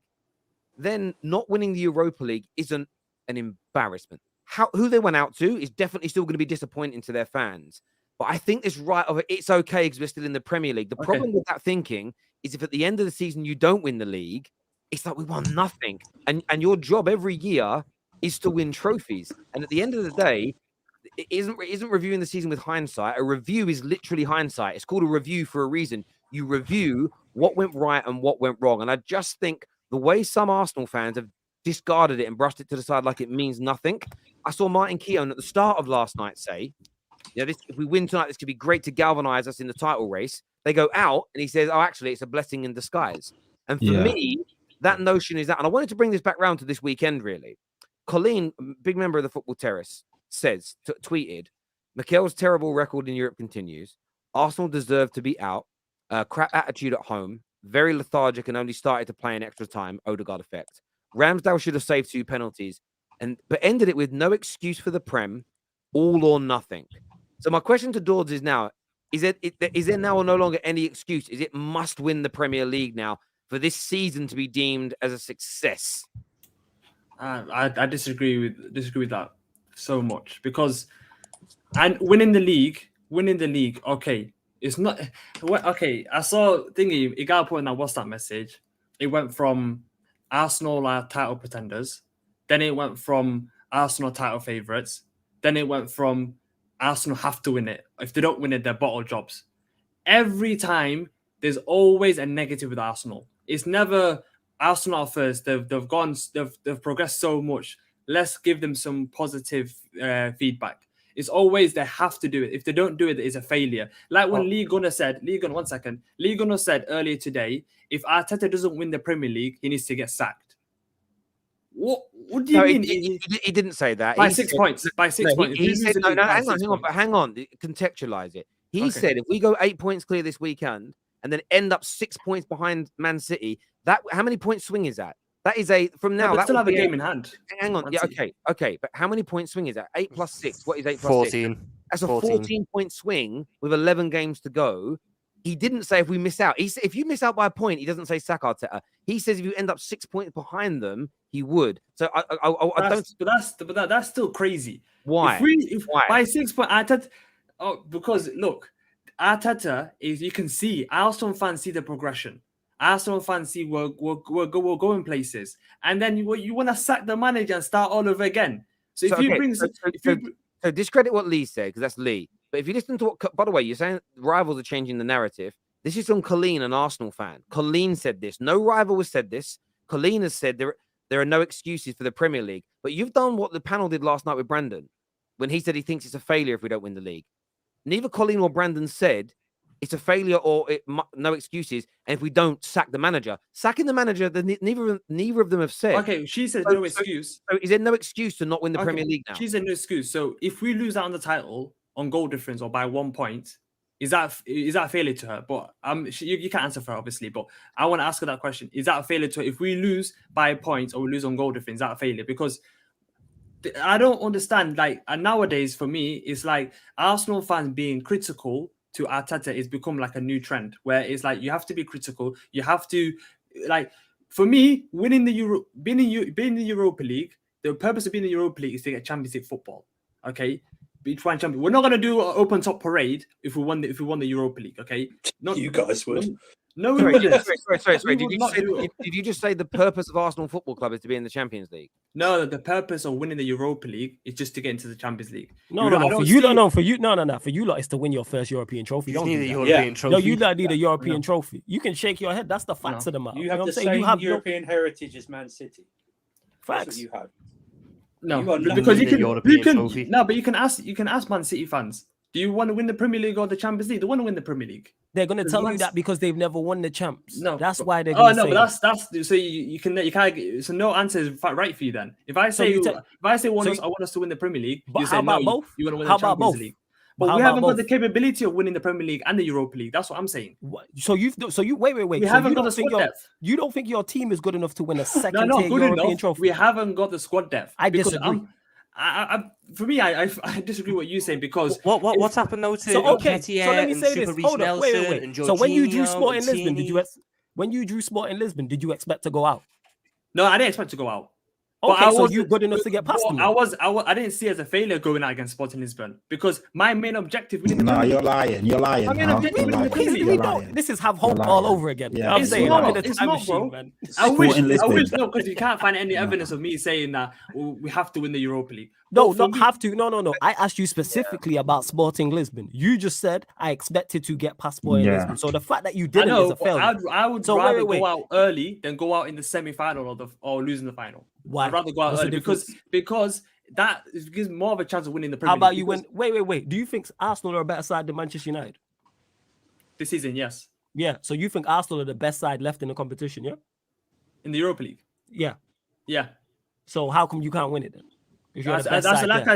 I said, Terry, it's a mentality thing. It's not a quality thing. The players, their Why heads do you is want to go in the pushing on Champions winning the League? It's a league. mentality. Man United know that they can't win the Premier League. So their main objective is winning every single other cup competition. I understand that, Dawes, but It's a Man mentality United, thing. but that would suggest that United are going to play a weaker team in Premier League games and a stronger team in Europa League games. We don't do that. We play our strongest team in both. Both, yes. I know, but because But you're You better still- than. So again, listen. The reason that you're slipping up here, in my opinion, is because no, you're but Terry, you're- we can't you're afford to trying- draw games. But We can't afford to. Man United can afford to draw I against just can't Southampton. believe that. Man United can Okay, afford to okay. draw against Southampton, But you're and they're still third you're position. taking the conversation away from what we're talking about. Is it failure if you don't win the league now? It's not a failure. No chance. So what's your? I want to ask you, because you're the Arsenal rep. What's wrong with the word failure when talking about Arsenal? Is it because it's sort of being used by the Arteta outers and failure means sacking? Because a lot of Arsenal fans are saying it'd be a disappointing season. Let me ask you this: would you agree with that? Would it be disappointing? Disappointing season, yeah, if we don't win the Premier League. So what are you disappointed with? About what do you mean? As in because we've got the point. We've got the points on the no, line. hang on. So I'll make it very simple. So if you don't win the Premier League, you'll be disappointed. Yes. Yeah. What are you disappointed at? About the opportunity of winning it. Yeah. So you're because of disappointed. Yeah. So you're disappointed that you failed to win the Premier League. No, not fail. Because we weren't expected to win the Premier League. We weren't expected. So then why would you? Okay. So go and explain that. Because if we weren't expected to win the Premier League, if we were expected to win the Premier League and we didn't win it, okay, that's a failure. But we are playing above what we're supposed to. These players are doing more than we actually asked them to. Us as fans, our main objective was get us top 4, get us Champions League football. and the players are doing more than what we asked for. And then now that the players can't win us the league, we're saying the players they failed us. I think you're getting hung up on semantics in the word failures. I don't think you not failing to win the league means these players are failures, because football isn't one season. There's an opportunity to go again next year. And if this team is as good as Arsenal fans say it is, which I believe it is as well, by the way, you'll be challenging again next year anyway. Therefore, you're not failures, because only one team wins the league every single year. No, but Terry, we're competing against. I just kind of think there's this. So if you don't win the league this year, there'll be no. When you say disappointment, I don't really understand what that means either. Yeah, because Terry, we're competing against the best team in the world. I'll probably say the best ever Premier League team, as in like the past 4 or 5 years. Okay, they can go on an 11, 12 game winning streak. We have to go to Anfield. We have to go Etihad to get a result. We have to beat Chelsea. We have to be basically perfect until the end of the season.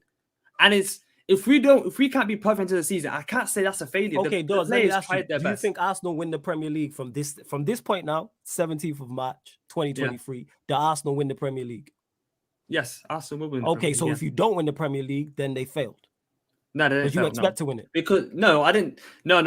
You said failing is doing something wrong. Okay, failing is not reaching an objective. You've just said you expect Arsenal to win the Premier League. Like what Terry is saying about work. If someone sets you an objective and you do it, but these players are already achieving the objective of Champions League football. They've already achieved. Now it's changed. Now beyond. Sorry, guys, the objective has changed. But the objective does change, and the reason I will say that is this: me as a Man United fan, I have changed my objective at the club mid-season. I expect us to get top 4 now. If we don't, it's failure. If Man United don't win the FA Cup, League Cup, and they've won the league and the Europa League. If you don't win all 3, is that a failure this season? So we don't win those competitions. We failed in those competitions. Yes. Hang on. Sorry, let me just answer. Sorry, Flawless. If we don't win the FA Cup or the Europa League, we've failed in those competitions. If we finish in the top 4, having won the League Cup, it's a successful season because we've won a trophy and we've achieved an objective, which was getting back into the Champions League. That objective of getting back into the Champions League, though, wasn't really set by the majority of fans or football fans in general at the beginning of the season, but we've changed it mid-season. With our position now, with the form that we've shown and the quality that we've shown, we should not fall outside the top 4 now. Again, I'm big enough to take that on the chin. If we lose this weekend to Fulham, we've failed in the FA Cup. Every season you enter a competition, if you don't win it, you failed. The league's a little different, I understand, because Brighton don't fail by coming 6th. They overachieve because of where they're expected to come.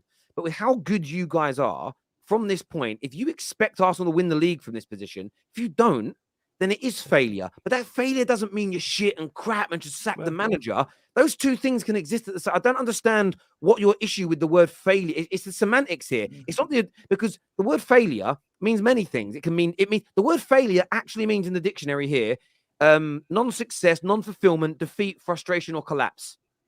So failing is defeat. Not winning the league is defeat. You're getting so hung up on the word failure. And I think it's like when I say the word scary about Arsenal. A lot of men go, I don't hide under my bed because of Arsenal. I don't mean literally shaking scared. I mean scared of playing them. And we all get that feeling. I don't think anyone on this panel thinks Arsenal, if they'd come second, are a failure, crap bunch of players, bottle jobs. You've overachieved.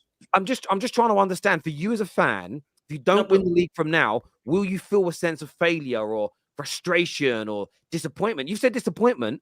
But disappointment, frustration, failure, they're all one of the same thing. It's the same shit. They're all one of the same thing, bruv. You guys are playing with semantics to try and play it down, and I don't understand why. Okay, for me, I'm happy where we are. I'm happy to if we win the league, I'll be over the moon.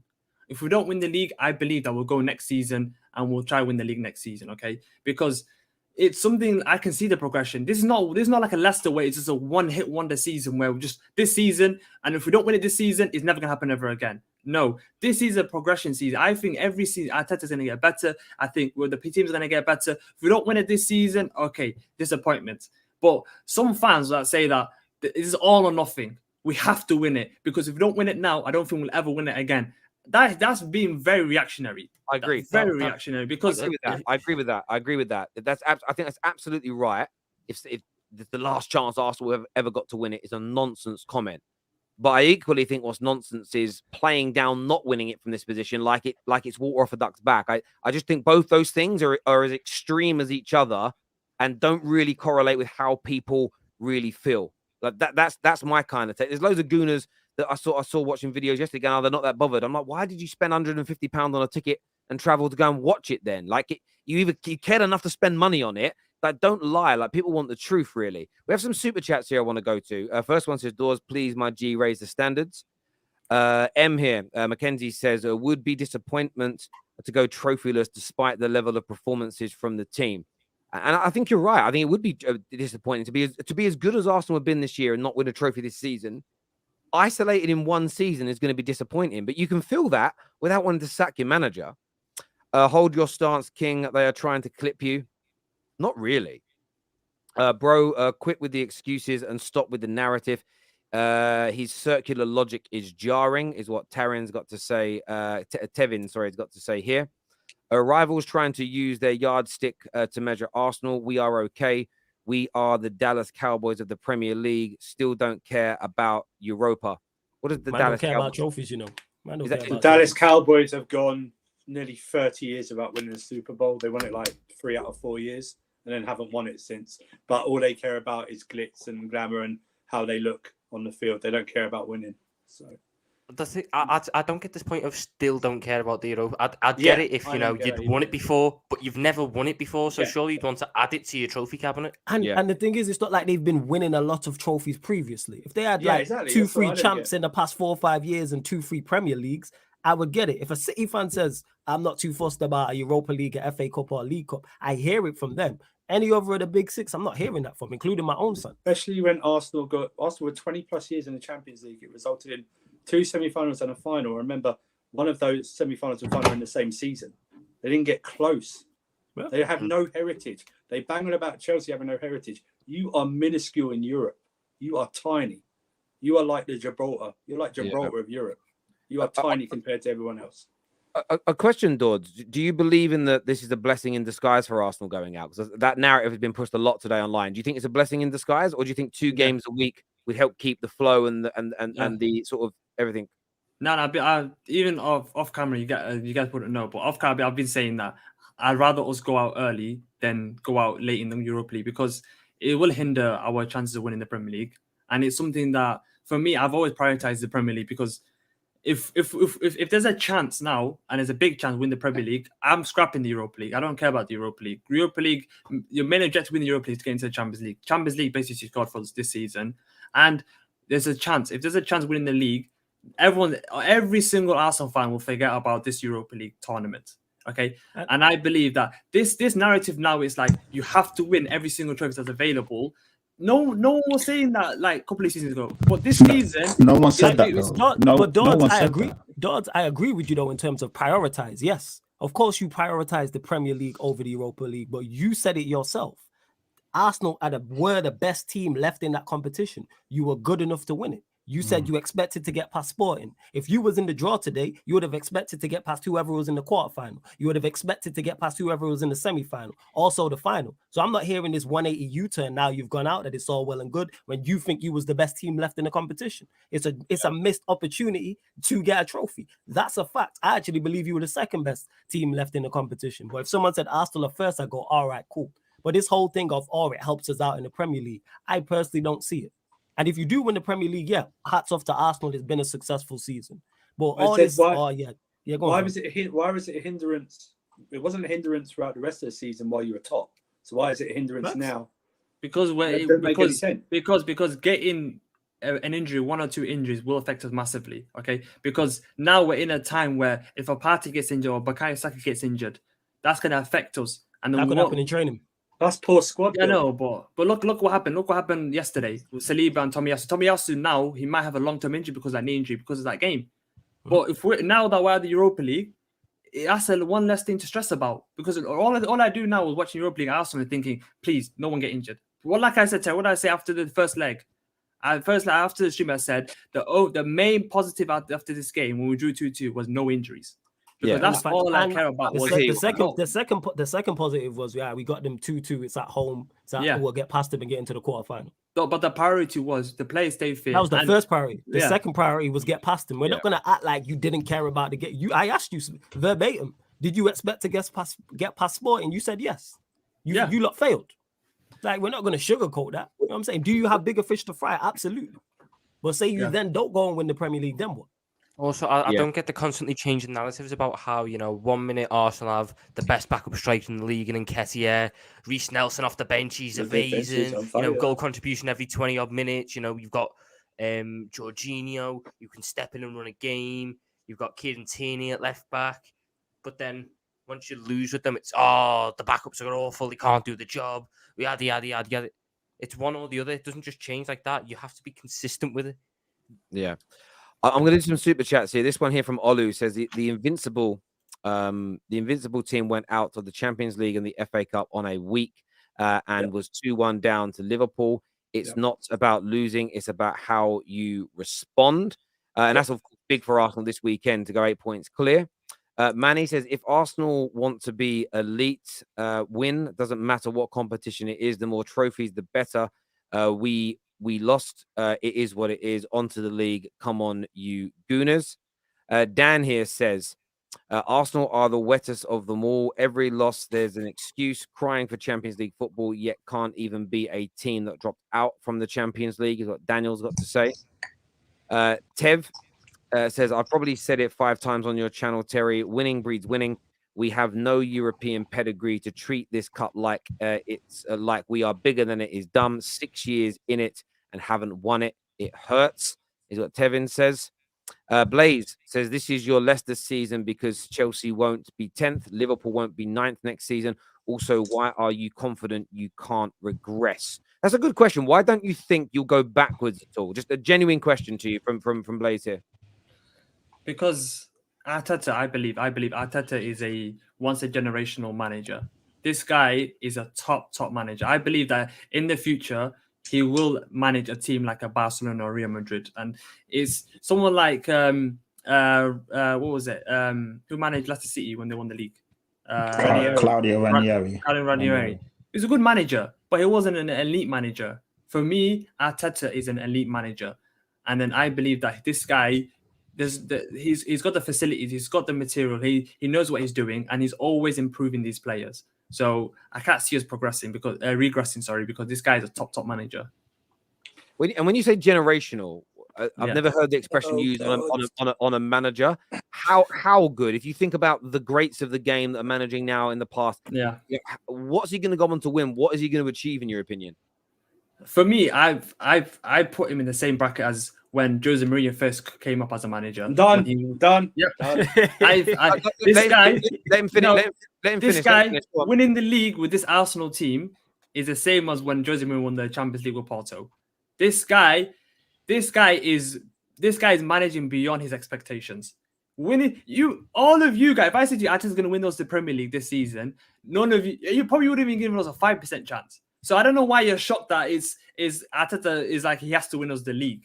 And then it's not has to win it. It's the whole thing. He's generational, but you don't think he can hack a Premier League and Europa League challenge. He's a generational manager. How generational? How generational do you think he is? And you don't think these kind he of can managers win don't. Wait. Let me respond. I'll let you go. So let me respond. You think he's generational, but you don't think he's good enough to win a Premier League and Europa League in the same season.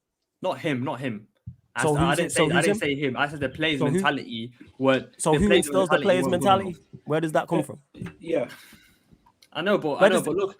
No, but move on. No. Where do you said it's the players' mentality? Where does the players' mentality come from? I believe when we win the league this year, I believe that no. Answer the response. You said it's the players' mentality. Where does the players' mentality come from? So you expect Arteta to? I'm not expecting these players to win the Premier League champions. Can you please respond to what I'm saying? You just said then. Can you please? We're not going to skip over it like you didn't just say what you just said. Where does the players' mentality come from then? Because you said it's the players' mentality why you can't win the Premier League and the Europa League in the same season. So where does that come from? No, but you're asking a question like You're asking a question for me. Obviously, you want me to That you say that can't the answer. manager No, gives the players no. the It's not. I mentality want to- you to see. I'm just merely we're having a conversation here. You said Yeah. something, I've responded. Very similar to Have Hope here. When I ask uncomfortable conversations, people all of a sudden don't want to answer. But you keep going in it. It's all right. It's cool. No. It's cool. So Okay. on what you said about Jose Mourinho, so when he Yeah. won the Champions League with Porto, that was, am I right in saying that was it a double or a treble season that year for him? The treble. A So treble, are and he'd done a double the year before. Yeah. So are you equating what winning a treble with Porto with Jose is the same as winning the Prem with Arsenal? Like you're equating Porto and Arsenal. No, Mikel Arteta, I believe this guy is a generational man. I Winning the understand. league against a team like a Manchester City. Please let me answer the question again, because I want to make sure. I need to make sure I understand this right. Yeah. You think you're comparing Arsenal to Porto, and you're saying that winning the Premier League with Arsenal is the equivalence of winning a treble? Okay, can someone check out that line of the Porto one? You guys are making it sound like I'm not saying it's a bad team. I know, mate. I know who is in that team. Please answer my question. Yes or no? Are you equating it to that treble? 100%. Because winning the Premier League against a team like Man City, the greatest Premier League team of all time, you can't, like, bro, none of you guys expected us to win the Premier League. Winning the Premier League is beyond expectation. I don't get mistaken. I give Arteta full credit if you lot win the Premier League, but that's not what we're talking about. No, but this you called him. I'll go back to it. You called him a generational manager. Yeah, I've always believed in Mikel Arteta. That is absolutely fine. I'm not disputing that. For me, I'm not just saying this now because we're winning the league this season. I've said it years ago. Even on this football terrace, I even said that I expect Arteta to win us a Premier League or Champions in the next 3 years. Okay, Dodds. I'm not disputing that. You said that. The thing is, I'm not disputing that. My point is, if a manager's generational, you should be able to win the Premier League and a second-tier European competition. Sorry, my levels for generational is different. Oh, by the way, Jose Mourinho did that before he won the Champions League. Yeah, Mourinho who won 2 trebles. If we're calling him generational, let's hold him to generational standards. Then we've seen managers before. Arteta will become a manager. No, why can't he do it this season? Do you know what I'm going to say though, Dodds? Do you know what I think as well? It's a great question, Flawless. And I'm not talking about Arsenal fans in general. I'm talking about you. I know what you're doing, and the reason I was asking the question is maybe from a different angle. I'm sussing you out. You're going to make it's very clever what you're doing, the way you set it up. Arsenal are massive underdogs. Nobody expected you to be in this position. You're absolutely right. You're absolutely right. Nobody expected you to be here now. My expectation was you'd grow to be title contenders this season and challenge next year. So you're a year ahead of where people expected you to be. You're a year ahead. But what you're doing is clever, and I think you're going to try and continue it on for season after season. If you win, it will be generational overachievements, the same as Jose's treble with Porto, etc. But if you lose and don't win anything, it will be, but we're not ready quite there yet, so it's not failure. So you want to, I feel like you want to play the card on both sides. If we achieve, it's one of the greatest achievements ever. But if we fail and don't win, you can't have a go at us and banter us because we weren't expected to. The problem is that logic, when you build up your team, and as you do, talk about your team as being as good as they are, and then about your manager being as good as he is, at some point, the expectations grow to such high levels that you've got to be delivering trebles and quads almost every year. Otherwise, you're failing. So it's a good game you're playing in the short term, but long term, you're putting yourself into a corner where you personally are going to get absolutely roasted. Because if he's as good as Jose Mourinho, this man's got to win 20 to 25 trophies in the next 10 to 12 years. He's got to win 2 trebles as well on top of that. Let's not. He's missed that boat already. He's missed that boat already because Mourinho done that in his first 2 seasons. We're on to our. Again, I'm talking about he's going to do it in a period where because Mikel Arteta. Yeah, let's call a spade, man. If he wins the league, he's a spicy Claudio Ranieri. That's what he is. He's a spicy Claudio Ranieri currently. Yeah, you are just salty. You are just salty. How am I salty when that's it? How am I salty? What's okay? So he's what's on the the same difference level between as Ranieri? What's the difference between what Ranieri did and Arteta did in the Premier League? Ranieri if Arteta wins it, Ranieri did. What's the difference? Yeah, what's the difference? Oh my days! Ranieri had a lesser squad. Don't say "oh my days." Answer the question. So you're telling me that this season just a freak season. This is a one-hit wonder season. Yeah, I'm saying yes. Currently, yes. Because I don't expect City to be this bad. No. But bear in mind. No, I didn't expect City. This is the worst City side we've seen in a long time. Mm-hmm. And how many points have they accumulated? I don't This know is how not many. a City side. 5 That less the- than you. My point is, what is the? I asked you a question. What is the difference? Bear in mind, I said a spicy Claudio Ranieri, so that means I rate him above him. When I say spicy, that means better. No, you're Just just to hating. clarify. You're hating. How am I hating when I'm saying? How is that hating? You just don't like the terminology. You're digging. You're having digs at Arteta because How? Where is it? Where's the how dig? good he is. You know I how know. I good he rate. is. No. The thing is, I rate Arteta the same way I rate Ranieri. But currently, right now, if he wins, if Ranieri, let's do simple maths. Surfer knows my maths ain't the best. That's Ranieri true. would have one Hold Premier on, League people. title.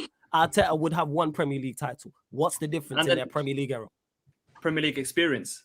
He's So an what's the experienced manager. Okay, And but Ranieri who's was in won the more? game for how Have many they both years? won? Okay, have they Ranieri's both won managed equally? top teams before. And that's why I Arteta's call his him. first ever proper job. And he's Again, that's why I call him the spicy Claudio Ranieri because he's a better version. Nah, you just hating, bro. How am I hating? In fairness, that look, I think Arteta is going to go on to do some really, really good things. Equally, though, I'm not going to start talking about his name next to Jose's or Pep's or Fergie's or Clough's or anybody quite yet, because these people are quite literally gods of our game managerially. I think he's doing a brilliant job. I think where you frustrate people, Dodds, is 1 minute like it's just overachievement. I can't believe what we're doing out of nothing. And probably in a few weeks' time, after a few more wins, it will be this is one of the greatest teams ever assembled. And then you're looking at, and equally, I also get why you're calling City the greatest team ever, because then you're doing what Liverpool fans did 3 or 4 years ago. It heightens your achievements. This City team isn't one of the greatest in the Prem until they start winning Premier Leagues and do a 3P either, by the way, because it's about achievements. Terry, he said Go on. Ranieri's Premier League experience. I think we add up all the seasons. He's only got one more season in Premier League than Arteta.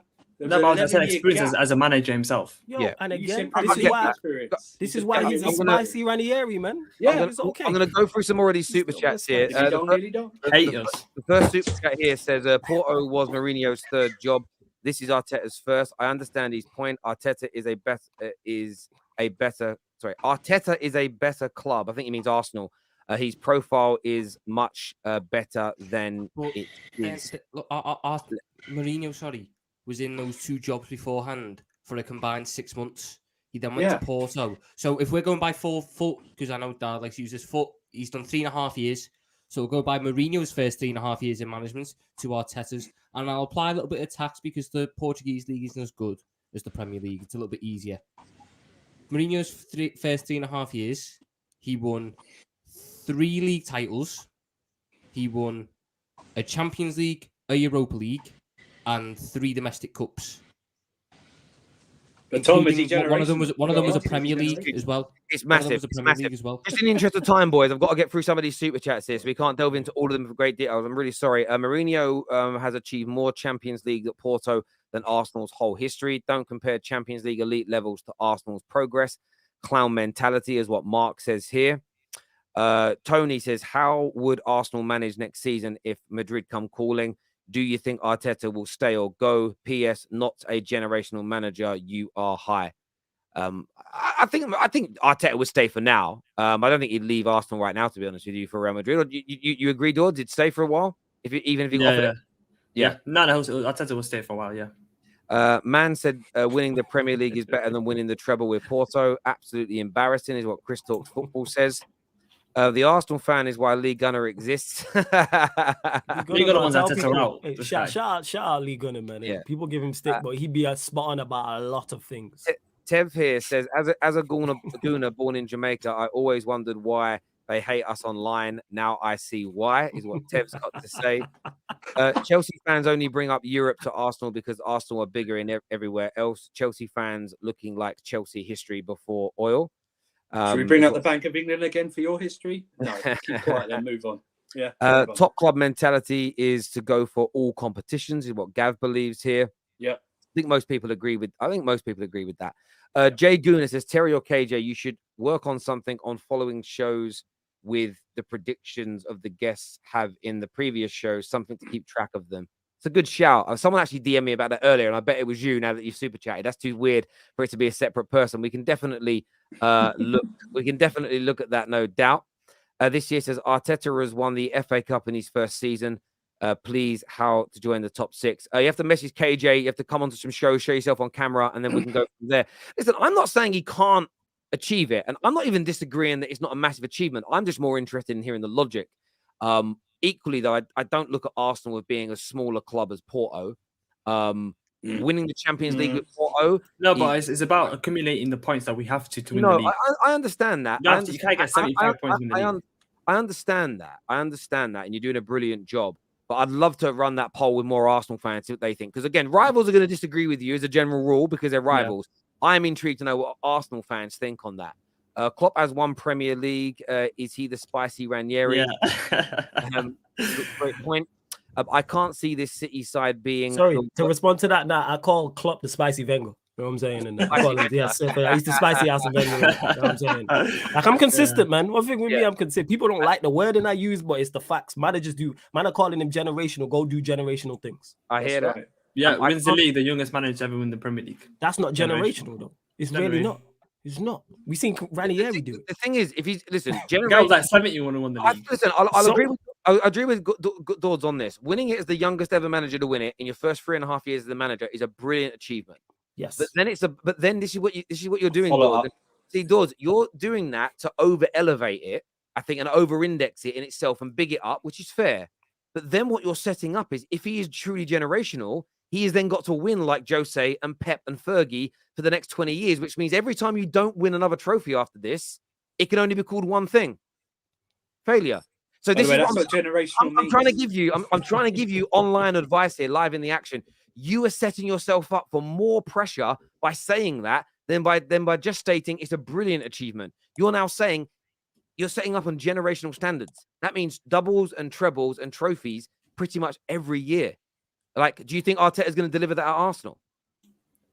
I believe in this manager. This manager is a top class manager. I believe that he'll do something special at this club. He'll achieve things that a lot of managers at this club haven't. So yeah, I achieved that. But generational doesn't mean Arsenal. Generational means you're looking football wide. And this is the point I'm making. I think, again, Gooners that are listening, don't take it like I'm slagging your club off. I think your manager is going to do bits for you. But saying he's generational now means there's going to be huge pressure upon him. You're comparing him to a manager that won 5 trophies in his first 2 seasons and did 2 trebles in his career. Actually, did 2 trebles in the first decade of his career, maybe less. Big pressure now. Arsenal fans, the only ones who disregard European trophies. Typical, doesn't matter because you haven't won any, is what Sean says here. In terms of predictions for this weekend, Arsenal versus Palace, how do we see it going, boys? What's the score going to be, Tom? Well, Palace I don't even know who they've got in the dugout. So do I lean in for the Palace new manager bounce or not? Yeah, it's a tough Some dude called McCarthy, isn't it? Taking over caretaker role until Hodgson, they get Hodgson out the retirement. They're getting Hodgson. Oh, Jesus Christ. Yeah. I don't think the new manager bounce will be good enough. I think it'll be like 2 on Arsenal. 2 on Arsenal. What are you saying, Winter Surfer? They've not beaten Palace at home since 2018, I believe, in the league. But Arsenal should win. But then against Thursday, Sunday football, so maybe 1-0 Arsenal. Just something like that. Fair enough. Flawless. Yeah, I think it will be tough, but I think Arsenal will bounce back. I'm saying. Plus, they got the generational manager in the dugout, so Arsenal 2-1. I'm saying. Dawes? Yeah. I'm just worried about how fit Saliba's going to be because if there's Gabriel and Holding, I'm a bit worried about that. Also, Bukayo Saka has been not performing at his best in the past 3 games. So Sporting Lisbon, both legs, and Fulham. I think he's now the amount of games is getting to him now because he's played a lot of Premier League games and a lot of cup games. Last game of the season, I think Palace are a good team. Like Patrick Vieira, because I think the last 8 games, I don't think he's lost more than 1 goal every game. So Palace don't concede a lot of goals. Palace are a very good team, a very organized team, and they're going to be very, very, very strong on the counter attack. And we've only kept 1 clean sheet at home at the Emirates Stadium as well. So I don't see us keeping a clean sheet as well. If we start off strong and start off fast, I think we've got a chance of winning, but I'm worried. I'm very, very worried about playing, especially playing. So what's your prediction, please? Just in the interest of time, because I've really got to go. Okay. 3-2 Arsenal. 3-2 Arsenal.